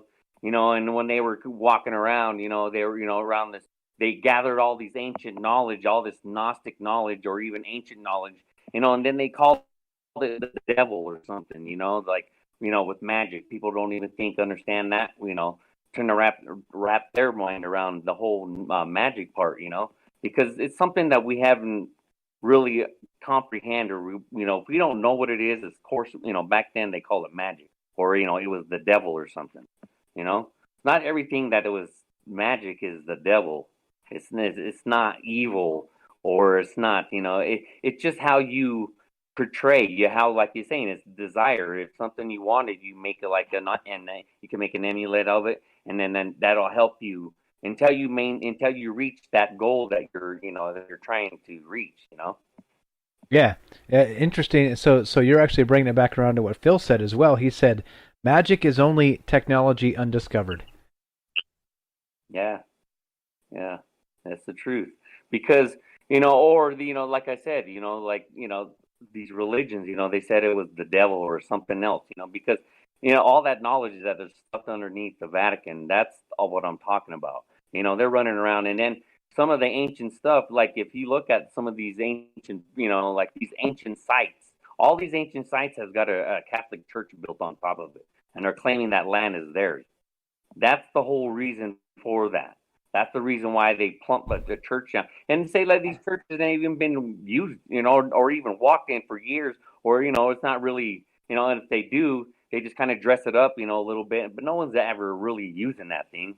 It's just it's so they can claim that, so no one can go inside there or dig underneath there trying to find the knowledge of ancient, these ancient wisdom that I would say people even have known for years, but some, thousands of years down the line, it just changes, or they write their own book. That's what I'm saying when I talk that, the truth is written in stone. It's the lies that are written down on paper. I love it. I love it. Yeah, right. And it seems, well, don't get me started. my mind goes 10 different ways right there, but I won't take us down that path. Okay. So regarding the universe and demanding something from it now, like again, the micro, the macro again. So is there something that actually connects quantum mechanics and the real world, right? Like something as large as a supermassive black hole, even though the physics describes it as two completely different things. And here we are in the middle of it, able to comprehend both. So does that mean that us and our consciousness is the glue that holds those things together, even though those things exist within us? The tiny quantum world exists in our body and everything else, in the wall, in this computer, in like this glass I'm holding in my hand, the beer I'm drinking, everything. It exists in everything. What does this mean? Is there a way to unify all of this thought and theory, or is the consciousness that we have the unification of all this? Well, that's where I get into where you add, like, you could add where when ancient, or even you could say sayings of like, we're all connected. And that's the truth. Everything is connected. So we go back to energy. Like if we want to go energy via vibrations, and even like with color, I heard a little bit what Matt was saying. But yeah, it's through music or anything, everything is. So it's kind of like the whole macro, micro, For me, I look at that as like almost like the butterfly effect, just a little flap of a butterfly, it's kind of like dropping a pebble into a water and watch the wave. By the time it hits the other part, it'd be like a tsunami hitting something, but yet it just came from a flap of a butterfly's wing, So sometimes you kind of have to watch what you're looking for or desire. That you also have to do that. It can't always. I mean, yes, you can and you should, but what's the end goal of what you're trying to desire? Trying to achieve as even as what we could think as a human being. You know what I mean? Because we're only looking at through this reality. We can't even, and some people can't even hardly do that. It's just yeah, you're right. You're right. Where it's just. We're a little rock floating around this mighty universe, and it's just hard sometimes, and that's, for me, it's like, that's why I'm always searching. It's a search for me, for me, it's the thirst for knowledge, to finding out what is, what's the end game, or what can I, gain from this life, from this time that I have here.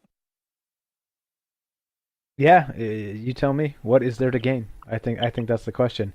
I think that, I'm not the answers guy, but I'm going to tell you there's everything. It's everything. So like that's my gut feeling on this, is that when you ask that question, what do I have to gain? It's everything. It's again, right? Like think about it. Like we're friends, man. Like we are like brothers at this point, and we learned of each other on this bizarre thing called the internet. Right? And we're not even talking about the universe. We're talking about like just the Earth. You know what I'm saying? And there's like this level of like consciousness connection that can happen in just very basic terms. And all these amazing people we've met as part of this journey together. Again, Kelly, very first caller, by the way, that I can recall. There may have been one maybe before him, but Kelly's been calling in the show forever. He's been with us through the whole damn journey here. And this is what I'm saying, right? Do you think this stuff is an accident? Do you think the universe is putting us together by accident here? I don't know, man. Like the more you think about this, the more I think about it personally, the more it starts to creep me out in a good way, right? It's like, wait, like there is good out there. There is people that want to see the light and want to bring the light and these types of things, right? It's all good. Like again, like one more time, are we asking for this?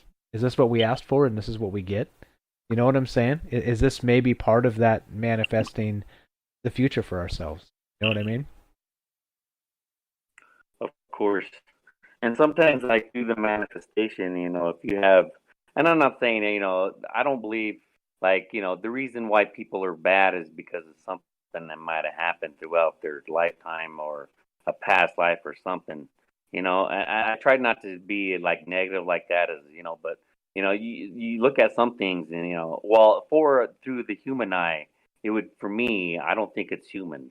If it's something that is that evil, it can't be it, or what we consider evil. For me, it would be something that, like, I don't I don't think the human's DNA and species is what what we are, but like the travel to get here is, like, I mean, yes, there was conquering and all that, but there was a driving force that was, that was pushing that. Before it was, we're an earthbound species, man, and I don't, it's all about love and light. You have to be the light to have, if you want love, you have to be the light for it. And I think that's, but we're, everything's animalistic. Everything has to, that's just part of nature, right? But I'm talking like on the human, where we're supposedly having all this knowledge. There's got to be something else that's driving this type of. I don't know. I look at, like, when people say that, like, I think it was Night Stalker kind of briefly on it, was about like how people say, oh, the universe is doing this to me or whatever. I don't know why you would. There's other things that are going to have people that have this, that have mental problems or something, that are driving for, the human, that human into a certain part. It could be like, it could be anything within, society now, that's kind of blocking the nature part that we were so accustomed to. So now it's, you have to fight. You have to be the light. You can't let that overcome what we should be and what we can be. But if that is the truth, if that's the truth in both ways, then that maybe that's why. So maybe some of these other species that are here, like in these, these travelers, or we call aliens or whatnot, maybe that's why they're so interested in and what our makeup is.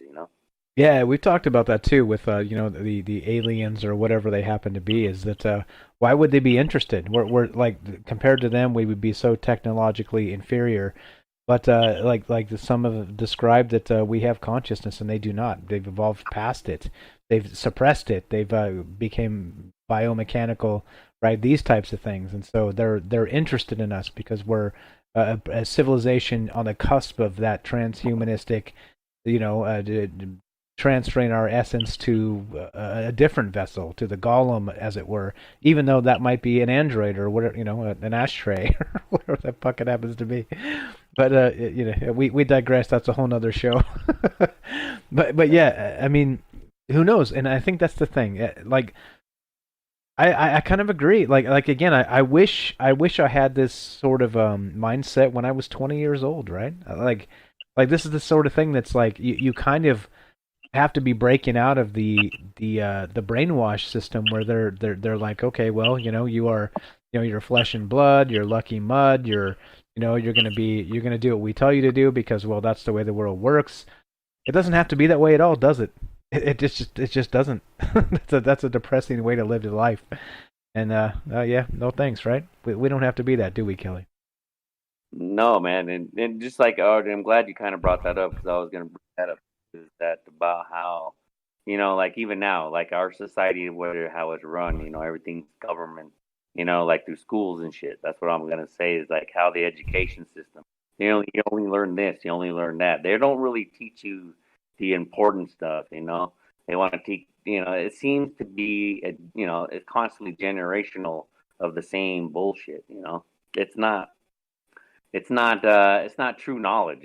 It's not. It's just a basic, kind of like basic life skill but it's more like dumbing it down. They're trying to dumb the whole society down with some, like with the whole Hollywood bullshit, where trying to just keep you busy with garbage, so you're not looking for or thirst for knowledge.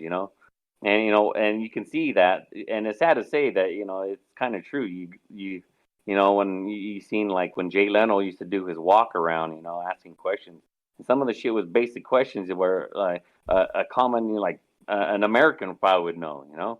Like for example, he was talked to a girl and he's like pointing at the American flag, and it's way in the distance. He's like, "How many flags or how many stars are on that?" She goes, "I don't know, I can't see it." Right, exactly. Super basic shit. Yeah. Yeah. I mean, like changing the tire. I mean, I remember when I was growing up, right? Through junior high, they had the home economics. You learn to cook, change tires. Work with wood, metals, welding, shit like that. They don't even. I don't even think they even got that shit anymore. No, yeah. Well, again, like you got Google for that, don't you? and until the algorithm tells you to put some cyanide in your nutmeg, it's a fucking wrap. Yeah, man. Yeah, it's sick. It is sick. They're making us dumber. Yeah, 100%. Now I'm just rambling too. Yeah, it's all good. Hey, all right. So what we got you on, man? Okay. Anything else? I got a question to ask you before you go. But anything else before we go? If you want to have kind of a like a stepping stone forward, for me it would just be suggesting, kind of going over the Gospel of Thomas, which is actually, they say it's early Christian, but it's Gnostic, right? That's from the Nag Hammadi library, which is, that's what they call it, the Nag Hammadi, or even the Emerald Tablets of Thoth. Those are real good jumping points or even stepping stones to kind of go into the direction if you looking for like for my I'll be true with me and Michelle. That's what we're kind of trying to do. We look for all that. So I just want to kind of put that out. Gotcha. Okay, Gospel of Thomas. Check it out, guys. Nag Hammadi Library. We've talked about that. We should actually revisit that coming up soon as well. All right. So then, if you gotta demand something from the universe and maybe get some help from the fellow troubled minds, you got an idea of what you may demand here? Man, I have personal things, but for the world, man, it would be, or even for the human society, would be knowledge. First was knowledge, because if you have knowledge, then you can see past the lies. You see the real truth. You don't have to be blinded or have to be bombarded with whatever nonsense they want to try to feed you, with mainstream media or whatnot. But yeah, true knowledge of everything, of like what of our history, what we came from, like everything, nothing hidden, all in the open. Amen. I love it. So many great ideas, right? It seems easy, right, when you're like put it on a personal level, but things that you wish for the rest of the world, man. Those are the beauties, right? Those are the gems of I think what we should all demand from the universe. Fantastic stuff as always, Kelly. You're the man. All right, brother. You guys have a good evening, man. Thanks, man. You too. All right, brother. You're welcome to hang and listen right where you're at. All right, so there you go. Like I said, if you go back, I'm not exactly sure. I can't be. It's been a long journey here. What is it? It's going to be October coming up. Let's see. So that would be 3.5 years of Troubled Minds. And in the first year, Kelly, first caller I remembered was Kelly. So they may have been somebody prior to that, but I think he's the first regular caller we had. He's been calling it ever since. Family at this point. And this is what I'm saying, right? Is it an accident we found each other? That whole bit. I don't know. Maybe not. Thank you, Kelly. Always the best. Let's keep on trucking. There's more here, right? So basically, the nature of reality is what Tamron likes. What's up, Tam? Likes that we're gonna move our consciousness into an ashtray, and I hope we don't do that. Hold on. What else do I got? There's more stuff here. There's more stuff here. We're taking your phone calls. If you want to be part of the show, 702-957-1037. That's 702-957-1037. We're going to round this out. Got about 15 minutes left. I got objectivity, subjectivity, this type of conversation. We've been talking about this anyway. That's way lower than your guys' vibration anyway. So let's just go to the caller queue. Go to Daryl. Let's go to Daryl in New York. Daryl, whenever you're ready, welcome to the show. How are you? What's up, guys? What's up, guys? I see you there. Usually takes Daryl a second to catch up because she's on a delay there. How's everybody? How's everybody? Feeling good? Feeling good? All right. Trouble Minds on the road, California style. Daryl, welcome to the show. Daryl in New York. I know she actually jumped in there as an accident. I'll just keep on trucking like she's ready to go. Ready to go. All right. So I don't know. So do we expect? What do we? Oh, there we go. There we go. What's up, Daryl? What's up, Daryl? Welcome to the show. How are you? Wait, what was that? Hello. She's in. She's out. Oops. Oh, you're good. I've got light fingers. You're good. You're good. Welcome to the show. What's up, Daryl? How are you? Daryl in New York. Welcome to Trouble Minds. I'm your host, Michael Strange. We're having a good time, aren't we? How you doing tonight? Great to be here. Happy to see you all around. Thank Happy you. to be amongst this fine bunch of people. You saw that movie Cyrano de Bergerac. He had a saying. He says, "I'd rather be with you guys than the finest people in the world." There you go. And it's a beautiful quote. Absolutely, 100%. But anyway, I was thinking about that movie, Total Recall. Remember when they were carrying like the universe in a valise or something like that? They had like they were somebody was carrying the universe. It was just like one universe, and it was really small. It was in just this valise. Remember that? No, the original or the new one? You must mean the new one. No, the original. I'm thinking maybe it wasn't Total Recall. Then I think it was a Schwarzenegger movie. No, it's got to be something else. I've seen the Total Recall like 100 times, and there's nothing like that. Oh, I thought that was that movie. Anyway, That's just everything's kind of relative. Just the thought that that somebody could carry like a universe in a suitcase in our reality, and then maybe we're just like in somebody's suitcase in another reality. Our universe could be something relative to another enormous reality. Just the whole theory of the whole idea of infinity and a universe. Sometimes it's hard for me to fathom. It seems ridiculous, huh? They're saying in the chat that it's Men in Black is the movie you're talking about. Oh, okay, yeah, Men in Black. Thank you, guys. Thank you. Yeah. So anyway, I always thought about just everything is kind of relative, and what if we're just a piece of a piece of like lint in somebody's fish tank in another universe, Just that kind of thought. I hope not.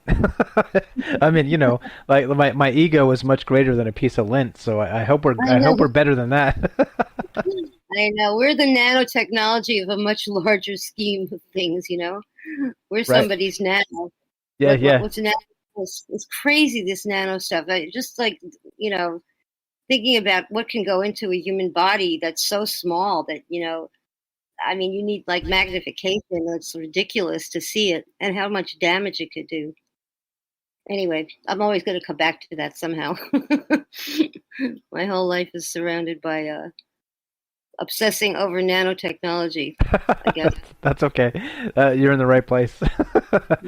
So let's take it from nanotechnology of the micro level. Let's go to the macro level. Do you think that manifesting and demanding things from the universe is a thing? Do you think that this is actually possible? And if so, what does it mean? Does it mean that our consciousness is actually, like I keep saying, the straw that stirs that drink, and maybe we're the link of that universe experiencing itself? Or do you think it's something completely different than that? Well, I like to think of that way. I like the way you think, of course. You're so brilliant.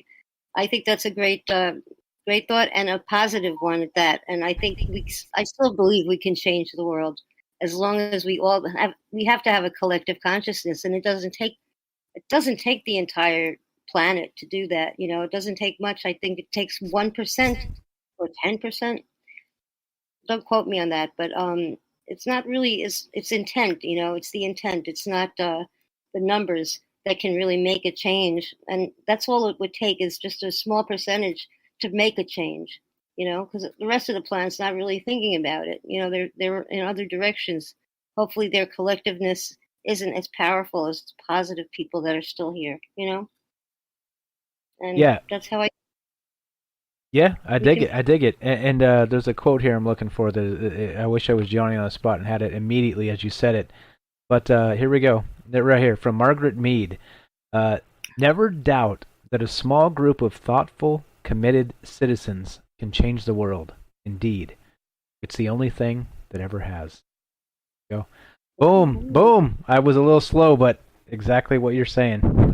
Excellent, excellent. Margaret Mead was very, very insightful. Very smart person there. Good quote. Good quote. Excellent. Just triggered the memory in my mind. That was from you. That was from you. And I agree. I can't say I disagree at all. That's exactly what this is about. This is it's about caring. It's about wondering. It's about trying to be better. It's about all those things. And it's about being together. There's a lot. Mm-hmm. There's a lot, right? Yeah, and it's that simple too. This is the pleasure of life. Is the wonder of it all. You know, and we'll never lose that because we'll never have all the answers. Maybe that's why. You know, we'll never get all of them. That's why we keep coming back here.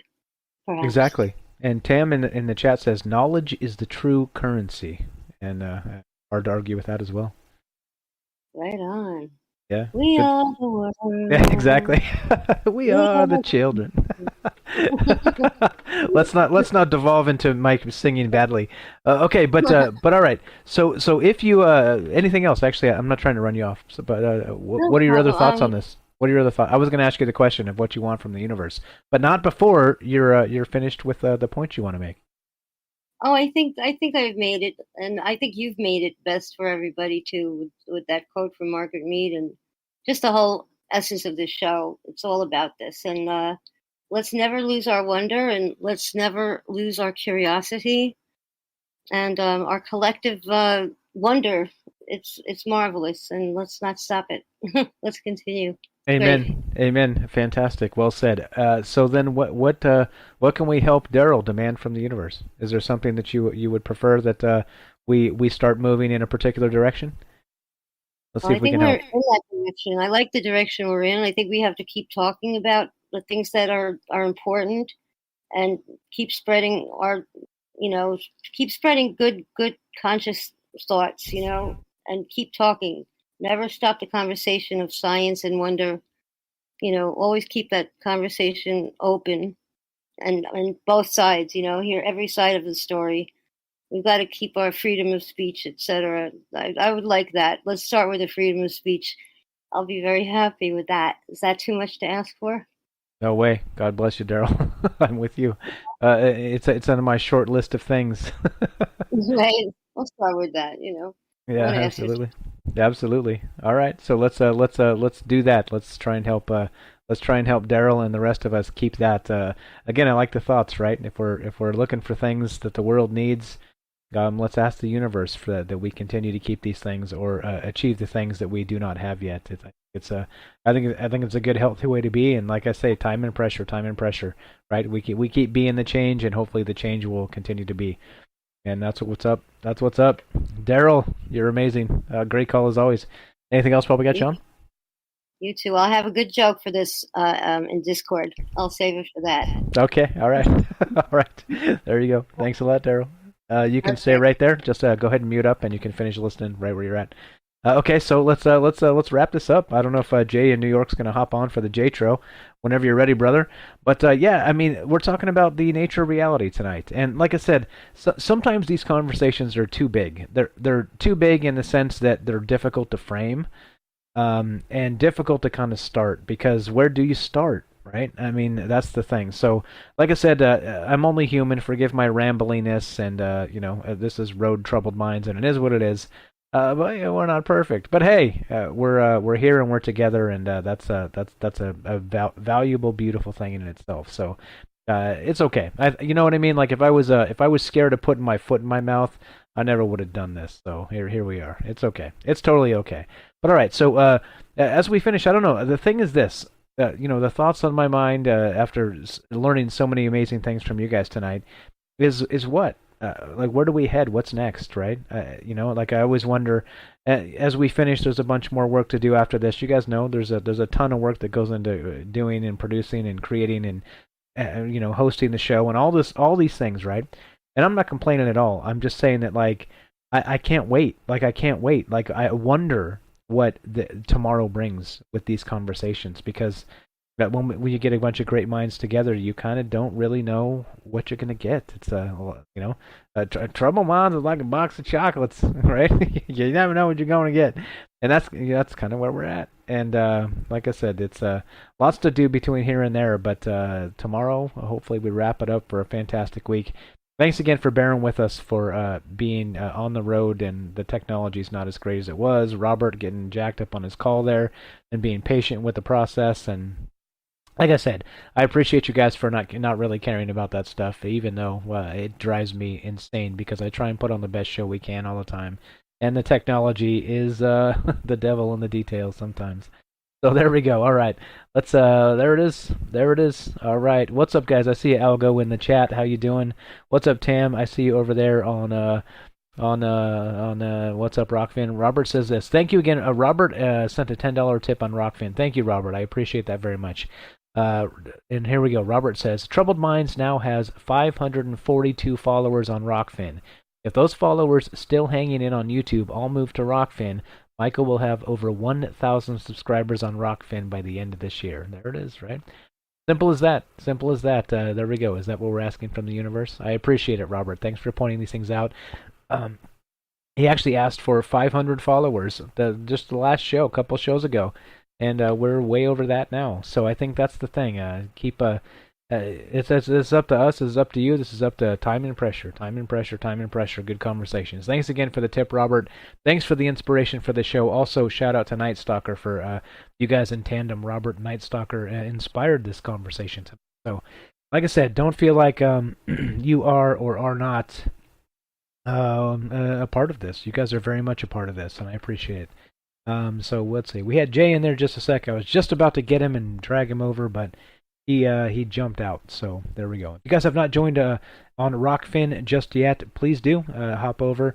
The link is right there on the YouTube, and you could click it. It's right there. It's free. You don't have to subscribe. It'll pop you to a subscription page, but you could cancel that out and just follow directly. Make an account, and there we go. Excuse me, I got a cough. Got a frog in my throat. One moment.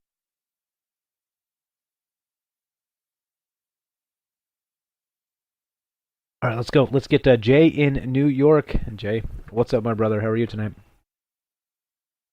Mike. Oh, what's up, brother?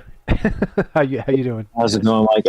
I blew it. It was all me. It was nothing with you being on the roof or nothing. It was that's okay. Operator error on my part. It's all good, man. It happens here too. It's no problem. It's no problem. Live shows, man. This is what you get with live shows, and I think people come to expect it, so it's okay. It's all good. It's all good. So what do you think? You heard most of the show? You caught up? Yeah, it was in the beginning there when Robert called, and he was blowing it up with an awesome icebreaker today. Hell yeah. Robert was on the ball. Hell yeah. Not just him. If we look at every little decision there, it goes into a different reality, and each one of us have our own. Oh my goodness. There's trillions and trillions and trillions of them, where does it end? There would be no ever end to it. I mean, I don't know if that's the way it is. When we finally get the chance to see it, we're not going to be alive. You're not going to be alive to see that. You can't. There's no way we could process it. Our heads aren't big enough to see what we were not going to be alive for. What if we were to see that kind of enlightenment where we could all of the parallel universes together? Oh, God. You think anybody will be alive for that? You think? Well, I mean, in order to see it, you wouldn't be able to see it unless you would have to. I don't think a physical body could see something like that. That's kind of where I'm going with that. We'd have to be immortal porpoises, right? Yeah, I mean, I don't think there's. Maybe that's why that they say that the reason why the aliens are fascinated with us is because we had a conscience. We have the conscience. Or we have a soul. Right, but part of that is you have to die. And in order to have that part of you can't live forever. Well, maybe the aliens are enamored of us because they've lost their consciousness along the way. Maybe they got ahead of themselves with all this technology, and they lost. Like you have to give up something to get something. Maybe they lost something that they really do miss, and they're desperately trying to get it back. That's exactly it. I'm sure of it. They're like, damn, what we fucked up. Let's go back in time. We can't even time travel and get it back. They really fucked up. Something they did really got screwed up. Nothing's going to salvage it. They're going to try to undo the vaccine or undo. Maybe it's the vaccine that started it all. Maybe it was 5G. Maybe something got. Could have been the telegraph, as far as that matter. Yeah, but something they did fucked up, and they don't have it anymore. Maybe it can't come anymore. You know what I'm saying? Something that doesn't seem that important until you lose it, right? Or maybe Daryl always breaking it down to the truth of the matter. Hey, you guys, I'm gonna step away for 30 seconds. I'm still listening. I'll be right back. You guys carry on. All right. Right. I mean, that's like the point, though. Is like you don't realize what you're missing until it's gone. Right, and it could be something that important. I think that's pretty important. The stupid little freedoms without having to go into a restaurant without carrying a card in your wallet. It's killing business in the city. It's killing it. It's not even. It doesn't make it better. It makes it 100% worse. In fact, I don't really want to be with anybody vaccinated. I'm kind of like an anti-vaccine. I'm more anti-vax than before. I've become more bigoted, but I'm not going to be an asshole about it. You know what I'm saying? I think it turned the people that aren't getting it. I mean, it turned the people that got the vaccine into real assholes. I mean, they become more asshole. They're most asshole self that they could possibly be. I see a lot of people up here where we are getting mad that they got it for it seeming to be no real good reason. They still have to wear the mask. They still have to quarantine. Yeah, they shut down one of the classrooms at one of the schools today for the kids. I'd like to hear that. I want to hear that anger. I want to see that. That's got to be a movement that's got to start because they all got ripped off. They all got lied to, and it's got to stop. It's gonna. That's when it's gonna happen. Is when those people realize that they made a mistake. And big powers has got to say we made a mistake, And they got. I don't think your mom and dad are never going to tell you they were wrong. Well, they're going to have to pay. Somebody's going to pay for this. This is a big. You get a new car for your birthday. They won't tell you they were wrong, but you'll get a car for your birthday or new bicycle or something. Major boo boo, They fucked up big time.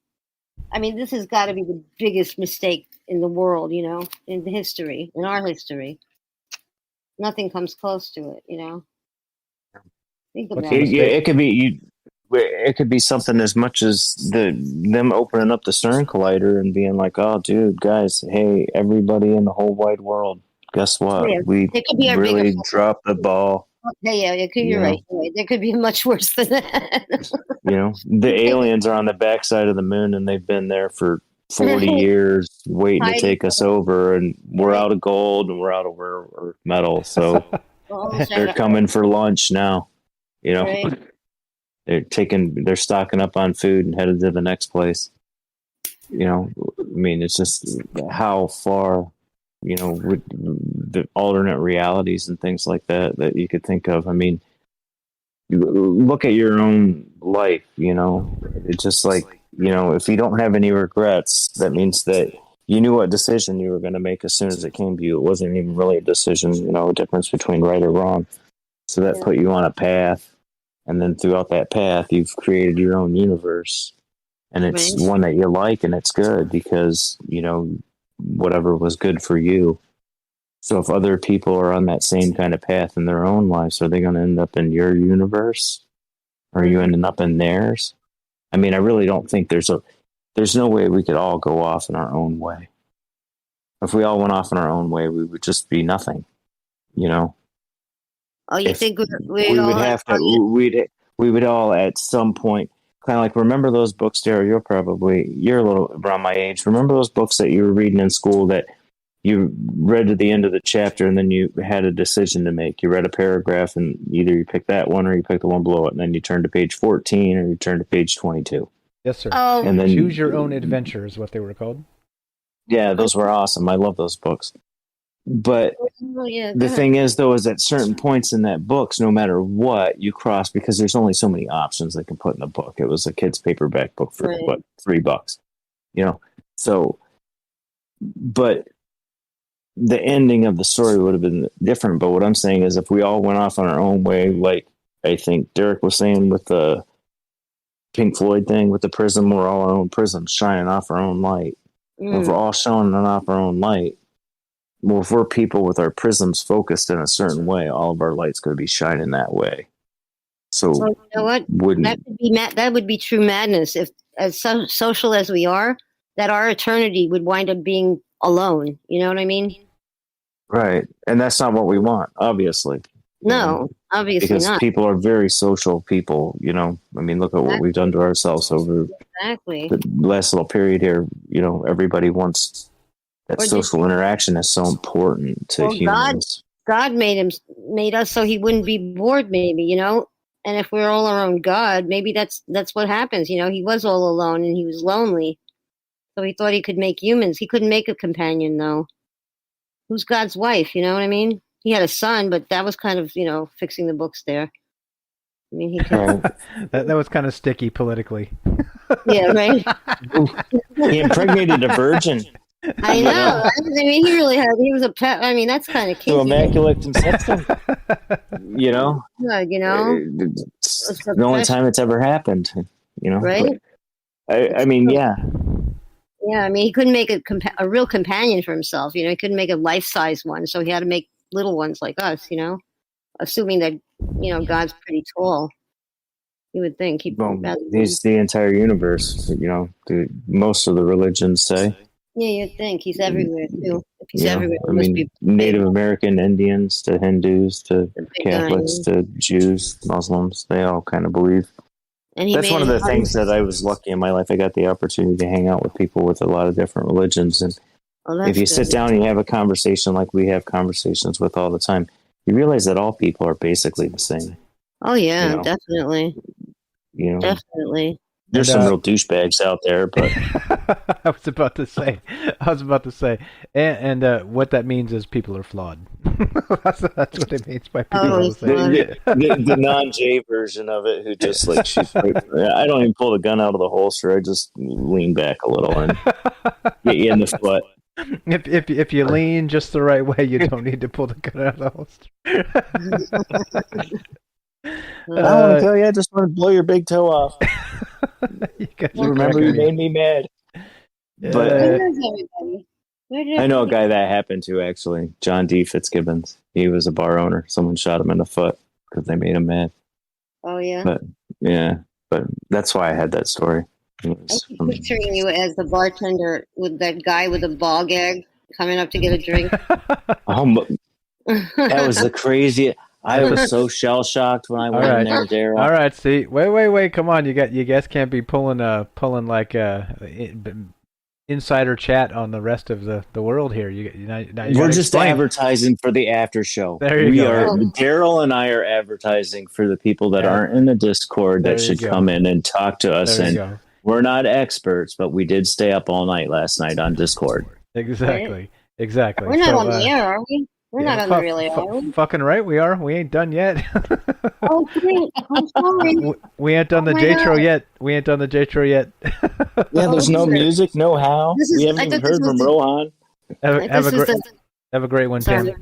No, you're good. You got. Let's wrap it up, and then we could take it over there. All right. So thanks, Tim. Thanks for hanging out with us. Have a good night. we're going to wrap this up. I'm going to play some music, and yeah, so what they're talking about here is usually after the show, everybody gets together and kind of hangs out for half the night, just shooting the shit, kind of like we were right now, and you'll get some stories about bartenders and ball gags, because you never know what the hell's going to happen, right? And that's the beauty of a conversation. So let's play some music, and let's do the J-Tro. Let's get the fuck out of here. Let's do it. Let's play this right here. How about this one? Go. You're up, J-Tro. It's easy to judge, it's more difficult to understand.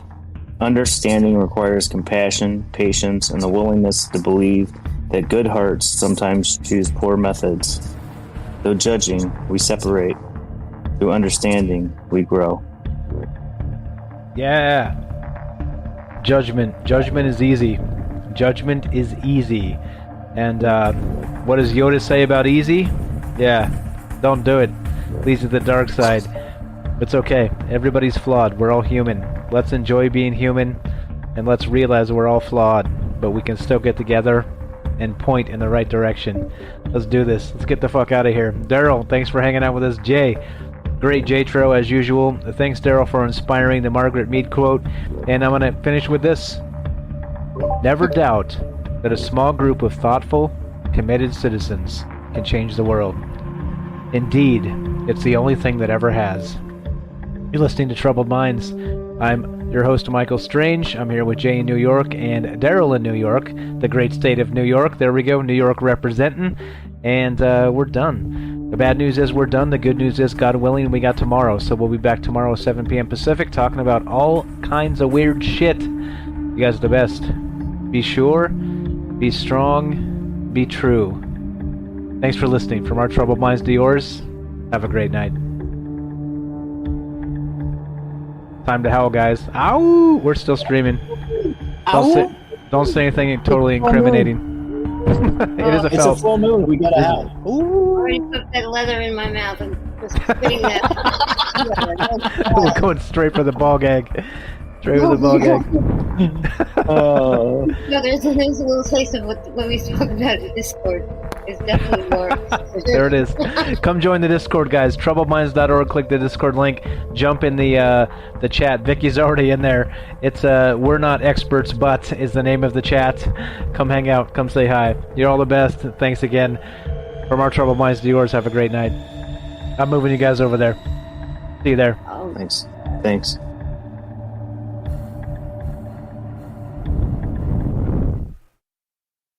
See what just happened? The abrupt end of the music. All right, here we go. Internet. Am I there? Yeah, you're on the air. All right, so we're killing this, and we'll see you guys in about 22 hours or 23 hours or so. You're good, Jay. And there you go. Come hang with us.